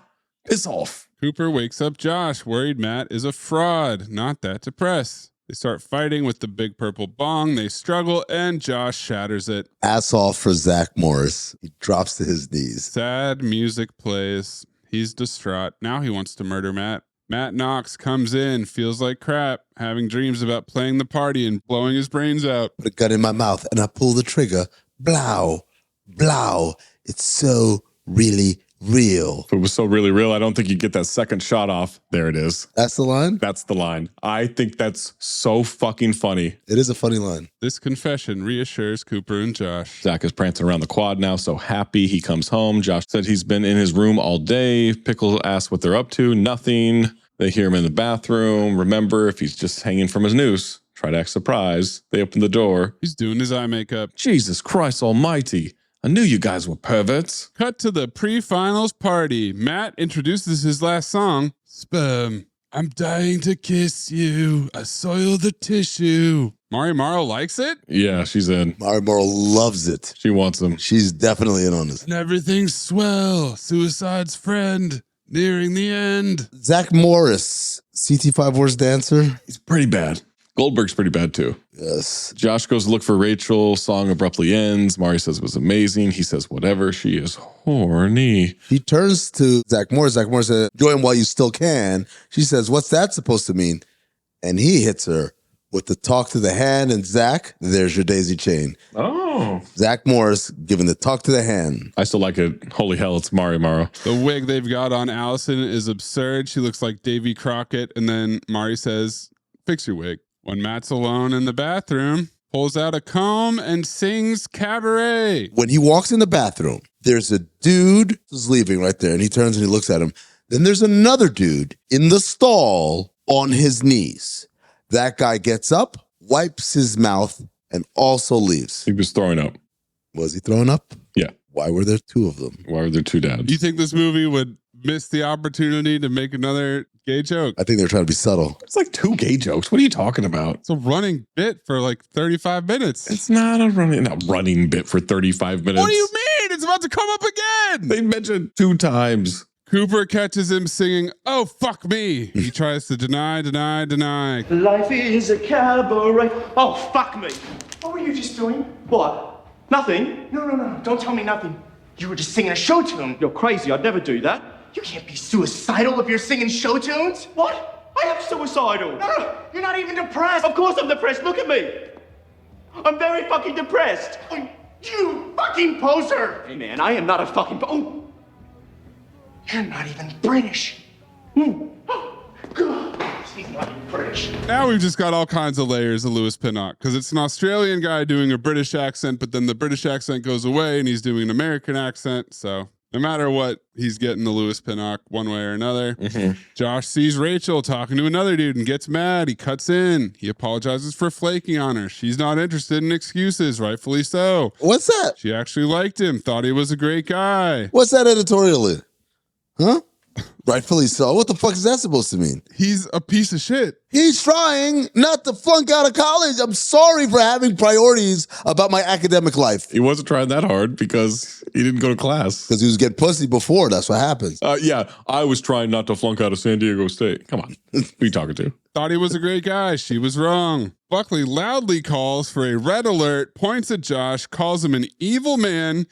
He can't be trusted. He's got files on everybody, trying to create a one world government. You see that guy, kick him in the balls. Cooper found Matt's yearbook. He was a male cheerleader. Mr. Happy, 3 exclamation points. Marilyn Manson was a male cheerleader, and that's a reference. Oh. Matt's making out with Mari Morrow. Attention to detail. They leave. They run into Zeke and everybody who think they're having relationship problems. Homophobia. One of the guys has a gay uncle. They're all cool with it. Very progressive. Cut to them walking off. Looks like I'm a big gay toilet cleaner. They're going to go to Pickles, use his blender, and make drinks. Hold on. Oh, that'd be an intro. Yeah. Then my mom came upstairs and had this shocked but knowing look on her face. What sounds good? Pina colada, Mai Tai, margarita. Margaritas. They get to Pickles. He says there's already margaritas in the blender? Yeah. Gross. What? He said gross. He made a margarita in the blender. How long ago? Look, they drank warm beer from Cliff earlier. That's true. Piss. They realized Pickles took a bunch of pills, didn't even know he was depressed. Zach says this is the hand of God. How do they find that out, Zach? He's got pills in his hand. Literally with the bottle in his hands. They find a suicide note on a label maker. Yeah. Well, he likes gadgets. I know, but 20 CV, man. Attention to detail. They didn't even know Pickle was depressed. Go to the housing department. Go switch the files. They start moving his stuff into the room. Kyle is in the room with Linda. He goes, what the hell's going on? Who are you? I live here. Oh, Kyle, they moved you out. Move somebody else in. Where are my posters and who are these people fucking in my room? Matt and Mari. Cooper foisted onto Matt. Seagull cracks his neck and swings Matt's guitar. We get sound effects behind a closed door as they fight. Cooper finds Josh trying to make Pickle throw up. They save his life. Ambulance is taking him away, and Cooper's pissed off at Josh. Doesn't have the guts. Don't you have enough brains to recognize a good loophole? Good point. Josh calls out Cooper's rich daddy who buys your way through life. That's a good point. Now you can go back to Indiana and spend the rest of your life in a bowling alley. That's personal. That's below the belt. Mama gripped onto the milkman's hand, and then she finally gave birth. Years go by, still I don't know who shall inherit this earth. And no one will know my name until it's on a stone. Whoa, this could be your lucky day in hell. Cut to Josh on the bridge. He had a stethoscope. He tosses it off. That's what that was. Yep. Someone warns the party that Josh is about to jump off the bridge. Zach runs over. So does Rachel and Lucy. When he walks to the bridge, there's a full moon, and I ask, is that a werewolf reference? That's a real Easter egg, if that's true. Okay, so he's on the bridge, and he's going to Tony Scott himself. Oh my God. Supercharged that. This bridge is about 12 feet high. It's taller from the roof to the office. Like over a walkway. And there's sand below. If you jump off of this, you might break a leg. You might be fine. Some scraped knees. You might be sore. But the drunk guy at the bar, that's what his roommate did. He jumped off the bridge. Well, he also did some other things. He also slit his wrists and took a bunch of pills. Yeah, it was a mess. Put a bag over his head. Cooper tries to talk him down, calls him fucking stupid. Are you an idiot? Crowd saying no. Wrong track, but that's okay. Figure out what you're really supposed to do. Become a total failure? Cooper makes it about himself. His father's right. Pop. He's a total fuck up. You're on this little holiday in fuck up land, but I live here permanently. Tells Josh he did the right thing, and that took guts. He's his best friend. Tell him to step back from that ledge, and the Third Eye Blind song had just come out. Clip it! I wish you would step back from that ledge, my friend. He runs down, they hug. He says, you think they bought it? Bought what? That I'm suicidal. I don't think they'll throw someone suicidal out of school. He goes, no, of course not. Then he realizes what he was doing there. He was doing corporate formula is what he was doing. Mm-hmm. But also, that's definitely not a rule. Nope. You didn't make a copy of the charter. That's a good point. I didn't rip the page out either. Yeah. So basically, what this movie's telling us is he gets to stay in school, and then because Zach Morris talked him off the ledge, literally, he becomes a hero. So he's not kicked out of school, and his dad is happy. Nope. No, his dad's just going to pay more money to keep him in there. His dad pays more based on nothing. Zeke tells Rachel they make a cute couple. The fake tears in Zeke's eyes were so ass on. Oh my God, yeah. Pretty rough. Open the water hose on him. Pretty rough. Time to wrap it up with Josh voiceover. One thing I learned in college, things don't turn out like you planned. They give him another semester to raise his grades. Does that mean he has to retake everything? I guess, yeah. Had to spend 6 months in intensive therapy, like psych more than medicine. Changed his major. Maze, do you remember in The Scout when Zach and I tried to convince you that the way they portrayed therapy was actually very progressive and you fought back? Mm-hmm. This movie is more of the accurate approach to therapy. He's like, yeah, but I had to spend 6 months in intensive therapy. Mm-hmm. Some throwaway shit like, yeah, they fell for it. These dumb fucks. Cooper's dad paid for another year of school. During vacations, he still works at the company. And if he gets stoned enough, scrubbing the toilets is zen-like. Got a job with the suicide hotline. He's scalping tickets with Chris Rock on the phone. Rachel and I got back together. She likes having an unstable boyfriend. Inspiration for creative writing. Oh, yeah. She seems like a great human being. Yeah, guys, I'm wrong. I'm not with Amin here, but that isn't a great point in her favor. I was more focused on the idea that he thought they were together because they had sex one time. How was she behaving? I mean, chill, dude. Buckley was arrested for attempted assassination of Bill Gates. That was funny because he says, I will be back. Kelly broke up with Kyle, and he spent his semester in confession. Jack-a-lacked in confession immediately. Did they dub over the same line from the beginning for this part? Why would he still be jacking it to the freshman Facebook at this point? That's the material he's got. That's all he's got. He's still that horny. The priest leaves the confession booth. Matt and his band got famous, top of the charts, even got interviewed on MTV by his hero, Kurt Loder. He rebranded Words Are My Sperm into an upbeat song. Pickle recovered, moved in with them, just in case. Aha. Also covering their bases. Now we get to my favorite update. Clifford O'Malley died when a cruise ship caught fire and capsized. He refused to abandon ship. Cooper seemed to take it harder than any of us. He goes to the grave to leave flowers. His freestyle rap verse is on the tombstone. It's on his tombstone. With a beer mug engraved. Attention to detail. His head wriggles through the dirt and says, God, you're kneeling on my junk.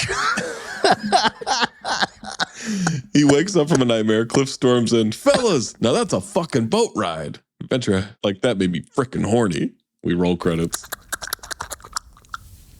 Can't believe both of you do that noise. Maze, you should try it. Put your tongue right in the inside of your bottom lip. Yep. I remember you were supposed to do that when you were a kid. You did that noise. Hey, stop doing that. And I didn't know why. I was like, it's just a noise. Then I went to college. Seatbelts fastened. Tray tables in an upright position. Here we go.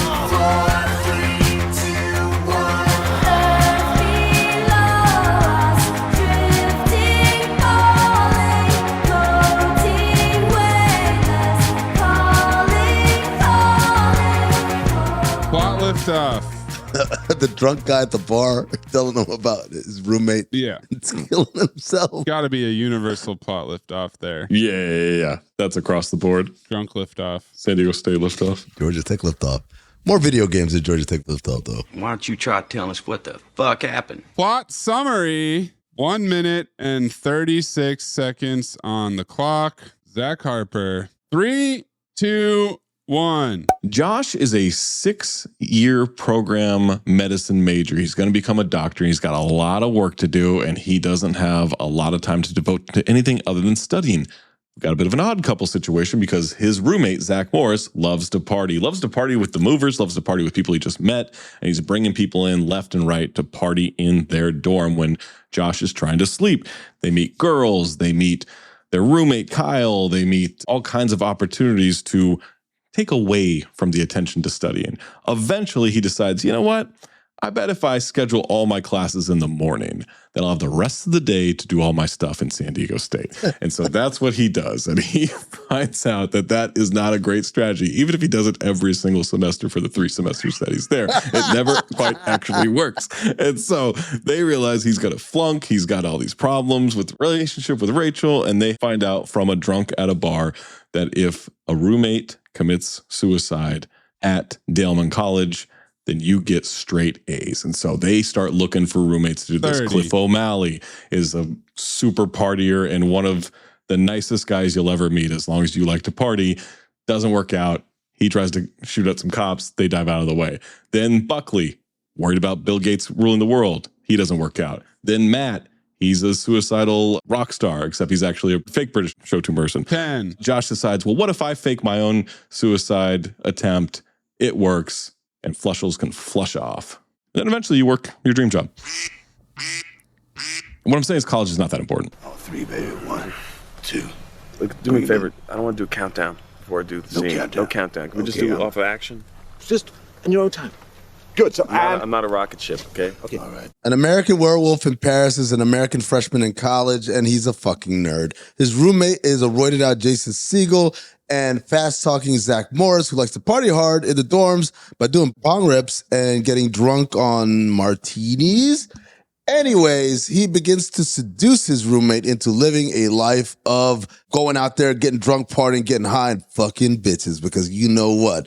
Pussy rules over everything in college. Whoa. Guess what happens? As a result, poor American Werewolf in Paris ends up getting all Fs on his midterms. He was falling asleep during stuff. He doesn't know what he's going to do. He blames Zach Morris. Zach Morris says, man, don't blame me because I showed you how to have a good time or whatever. They go to the bar. And when they're in the bar, they're trying to figure out what's going on because, you know, Zach Morris's dad put him in a headlock. They figure out from a drunk guy, hey, if your roommate commits suicide like his roommate did by taking pills and slitting his wrists and put a bag over his head and jumping off a bridge, then you can get all A's in the semester. So all we got to do is find someone who's suicidal. 30. But the problem is they're 18 and 19, 20, 21 years old. They don't know what suicidal means. So they just get crazy people like Cliff O'Malley, who's always horny, and 20. 4chan guy who believes in all the conspiracies, and the guy who's just doing it to get pussy ends up having to save the day by pretending to kill himself, even though he's really ass on throughout the whole thing. And they all got along just fine. I had a lot of time left, huh? You had a lot of time left, yeah. Oh, my bad. 3, 2, 1. Welcome to Daleman College, a thriving 20 CB university. Nerdy Josh meets his cool rich kid roommate Cooper, who throws a rager in their dorm room on the first night of freshman year. College in the 90s means 5-foot purple bongs, prescription medication, and lots of people wearing blazers and vests. While Josh tackles his full course load, Cooper never goes to class, choosing to spend his time partying and hooking up with chicks. Cooper eventually gets Josh laid. Josh immediately stops working hard. That's all it took. Doesn't take much. After Josh bombs his midterms, endangering his scholarship, and Cooper's dad threatens to cut him off, they consult a local drunk who tells them about a Daleman loophole. Quote, if your roommate kills himself, you get straight A's. They spend the rest of the movie looking for the most suicidal guy on campus, which leads them to a psychotic, horny frat boy, a paranoid conspiracy theorist, and an emo fake British wannabe rock star poser. But none of these guys killed themselves. Running out of time before finals, They give up and accept their fate. 30. Only for their neighbor Pickle to attempt suicide. Cooper calls it a miracle, but Josh saved Pickle's life, and they fight. Josh then half-assedly pretends he's going to jump to his death from a low bridge 15 feet off the ground. Cooper talks him out of it, but this apparent suicide convinces the school to give them another chance. And in the end, they all did just fine. Wow, extra time. All right, Mace. You're not too tall. Let's menage this note. I don't like that. That's not good at all. I don't like that one bit. I'm not doing it anymore. Who cares if you lose the game? You got this off your chest. I mean, it's just one night of bar trivia. Ooh. One night of bar trivia is sacrosanct to us. Trivia is sacrosanct. Passed by catastrophe is an academic urban legend allegedly dating back to the mid-1970s that includes if someone dies during an exam, all the other students present pass. If a natural disaster occurs during an exam, all students present pass. If a university burns down or is destroyed otherwise, all current students immediately graduate with a bachelor's degree. Whoa. And a student who gets hit by a campus shuttle bus will receive free tuition. Is that true? One way to find out. Zach goes back to college. Dun, dun, dun, dun, dun.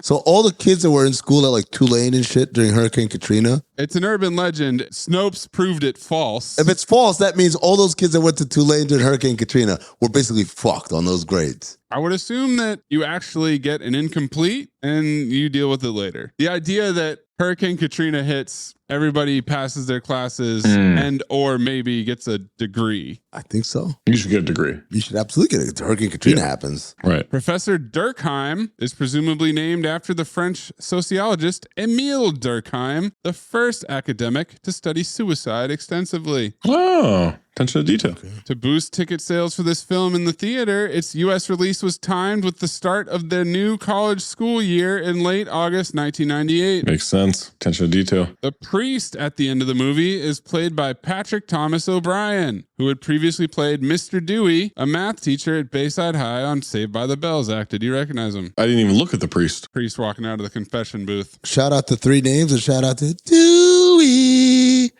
Dewey. Oh, yeah, it is Mr. Dewey. The first film released by MTV Films to be rated R by the MPAA. Oh, shit. Zach, no, get out of here. Get out of here. What? Oh, yeah, this is, shut up, man. Oh, yeah, that is Mr. So-and-so. I just looked at the IMDb picture for, like, it says priest, and then Patrick Thomas O'Brien. I was like, oh, that is Mr. Dewey. Get out of here. Absolutely. I only have one piece of trivia, which is that apparently there was a similar movie that came out that same year. Mm-hmm. It's about 2 students trying to kill their roommate and make it look like a suicide so they'll pass their classes. It's called The Curve. And scenes were shot on the campus of University of the Pacific in Stockton, California. UOP. On Modesto's 7th Street Bridge. Michael O'Candy. And outside the campus of USC. Wow. Zach, can you name one alum from Michael the University? Candy. Yeah. I literally just said it, and then you asked me the question. Maze was talking. You're supposed to lay out for him to talk, and then you can say your part. But you were too busy trying to get your little joke off. Before you could get your joke off? Exactly. Sorry. I get off quicker. Yep. And I walk out of the bathroom. Oh, I'm still wiping off here. I'd like you all to do an experiment on a plant, something that may benefit mankind. And if you devise something that's groundbreaking, I guarantee you a A in this course. Oh, well, hold on, man. You following me? You can't do that, Lionel. Look, man, if you don't want me to have a foreman job, I understand, but I need my fucking job, man. Lewis Pinnock Accent Award. Matt. Corey Page, the actor who plays Matt, is Australian. Mm-hmm. So is it him doing a British accent? Not really. He's mostly doing an Australian accent. Or is it when Matt's American accent slips through? It's both, isn't it? All of the above. Let's show them who the horsemen are, guys. Yeah, we got soul.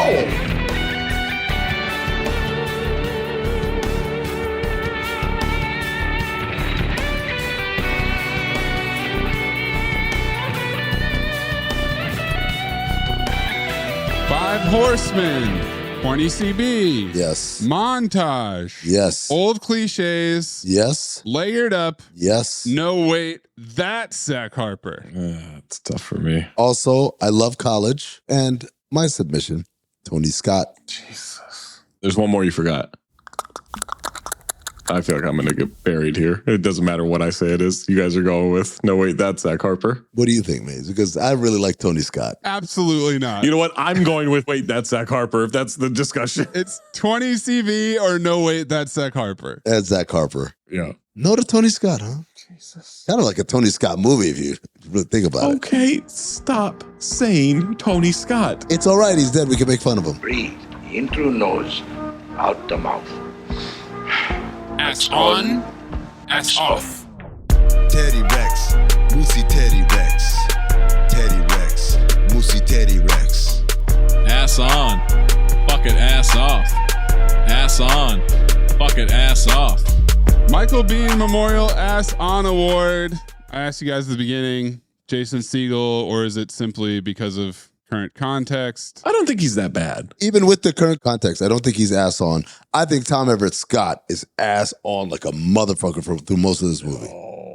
Really? Mm-hmm. He's not good. I don't think Tom Everett Scott is. Well, then who is it? Maybe we don't have one. No. It's American Werewolf in Paris, man. He's like, huh? You say we don't have one is ass on. How's that ass on? I truly don't believe he's bad in this movie. Huh? He's a smarmy, I'm going to work so hard. He's not smarmy. One of those fucking dorks. He's a dork, but he doesn't fucking do a good job of it. What about Pickle? Oh, Pickle's pretty bad. Or what about the tall guy with Zeke? With the uncle? With the uncle. Yeah, uncle guy. I don't mind giving it to him. But man, American Werewolf was so fucking bad. I can't believe we're letting him skate. I just don't agree. He was so smarmy. My guy. Maze, what do you think? I didn't have Tom Everett Scott written down. I think he has bad moments. I'm leaning towards Mark Carapezza as Hank, the tall guy. His name's Hank? Zeke, Hank, and Jerry are the three guys that are. Jerry's the black guy. You don't think Hank's the black guy? Yeah. Is Jerry short for Jerome? That's a trap. Check this out.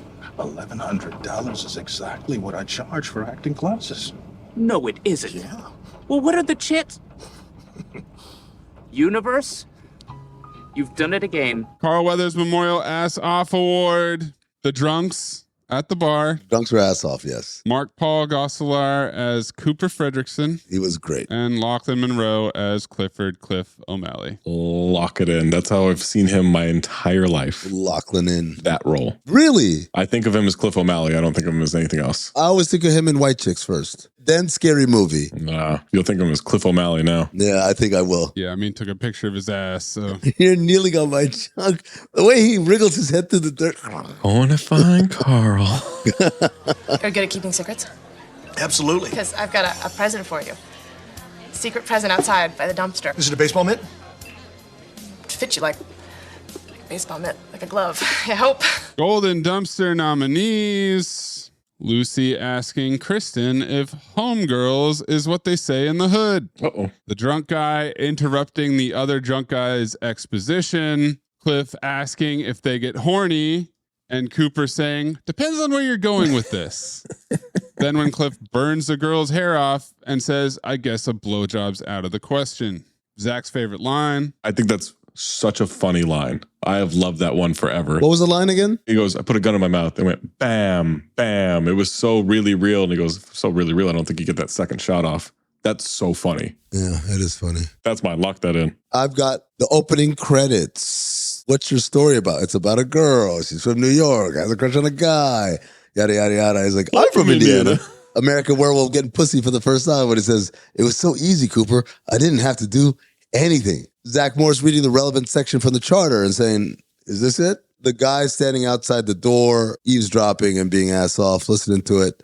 Hey, a math award. A really, really smart and funny joke. Oh, and Buckley arrested for trying to assassinate Bill Gates. I will be back.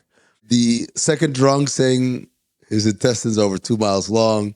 Is that true? Yeah. Worthy candidate. No, I meant the rules. No, the rules. I think I'm going to go with that one. It's like he's happy for the first time someone's engaging with him on his. Yeah. I'm going to go with burning a girl's hair off and then saying, I guess a blowjob's out of the question. Great choice. Well, Zach, you picked it, motherfucker. Motherfucker. Oberfile. Easy file. And I understand where you guys are going with this. I know what you're going to do, and I'm fine with it. I'm not going to be like, oh, but I really like Hot Rod. I don't care. This was for me. I don't care if the listeners like it. I love this movie. I've loved this movie for 27 years. I've owned it 3 separate ways. Can't wait to buy it, to have it implanted into my brain. Ooh, how much would you spend on that? Whatever. 2 Bitcoin? Play that whenever I want. Whenever Mayes gets sideswiped, he's got this thing where he looks off to the side and then he just stares right back at the camera. And his eyes like, okay, this is how you want to play this? Mace. I weirdly was fine with this movie before the premise. If it was just a college movie and they're roommates and one of them's a nerd and one of them's a party, I thought when they got into the we have to kill somebody or we have to have somebody kill them, it got a little clunky. Cliff is obviously a scene stealer and he's going hard, but then I thought Buckley was not that good and I thought Matt was not that good. Matt's great. It's already the end of the semester and it lost a lot. The ending was really bad. I'm supposed to be worried that he's going to jump off that bridge and hurt his ankle. Oh no. Who cares? It's a tiny little bridge.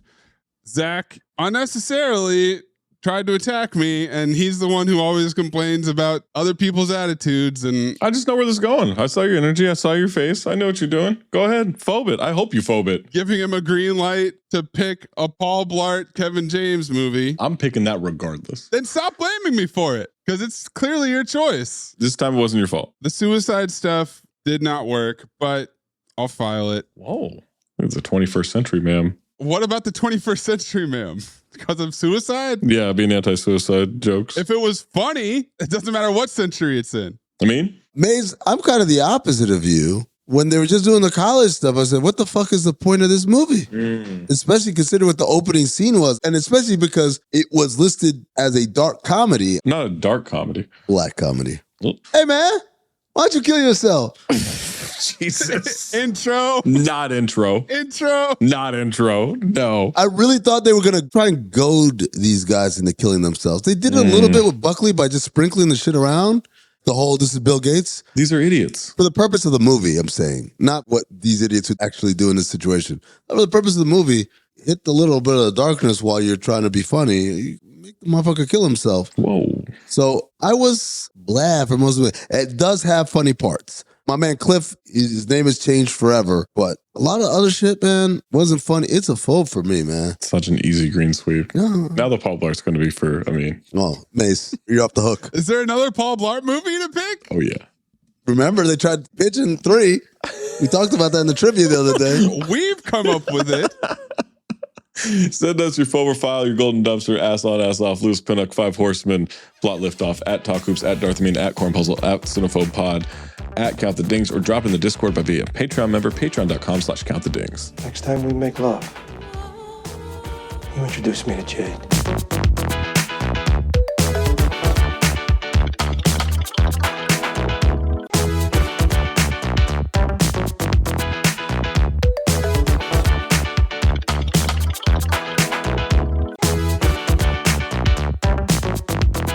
All right, it's my pick, and it's my last pick before we change up the format here. So I've been deliberating about how to approach this. College is a bountiful daisy chain opportunity. There's a lot of college movies out there. PCU. There's another Jason Segel college movie out there that I thought about picking. Slackers. There's a college vacation movie featuring James Franco that I thought about picking. It's problematic at this point, right? But the easiest daisy chain ever, spending dad's money on college and never going to class. Van Wilder is on Tubi. Wow. That qualifies? And that is your pick.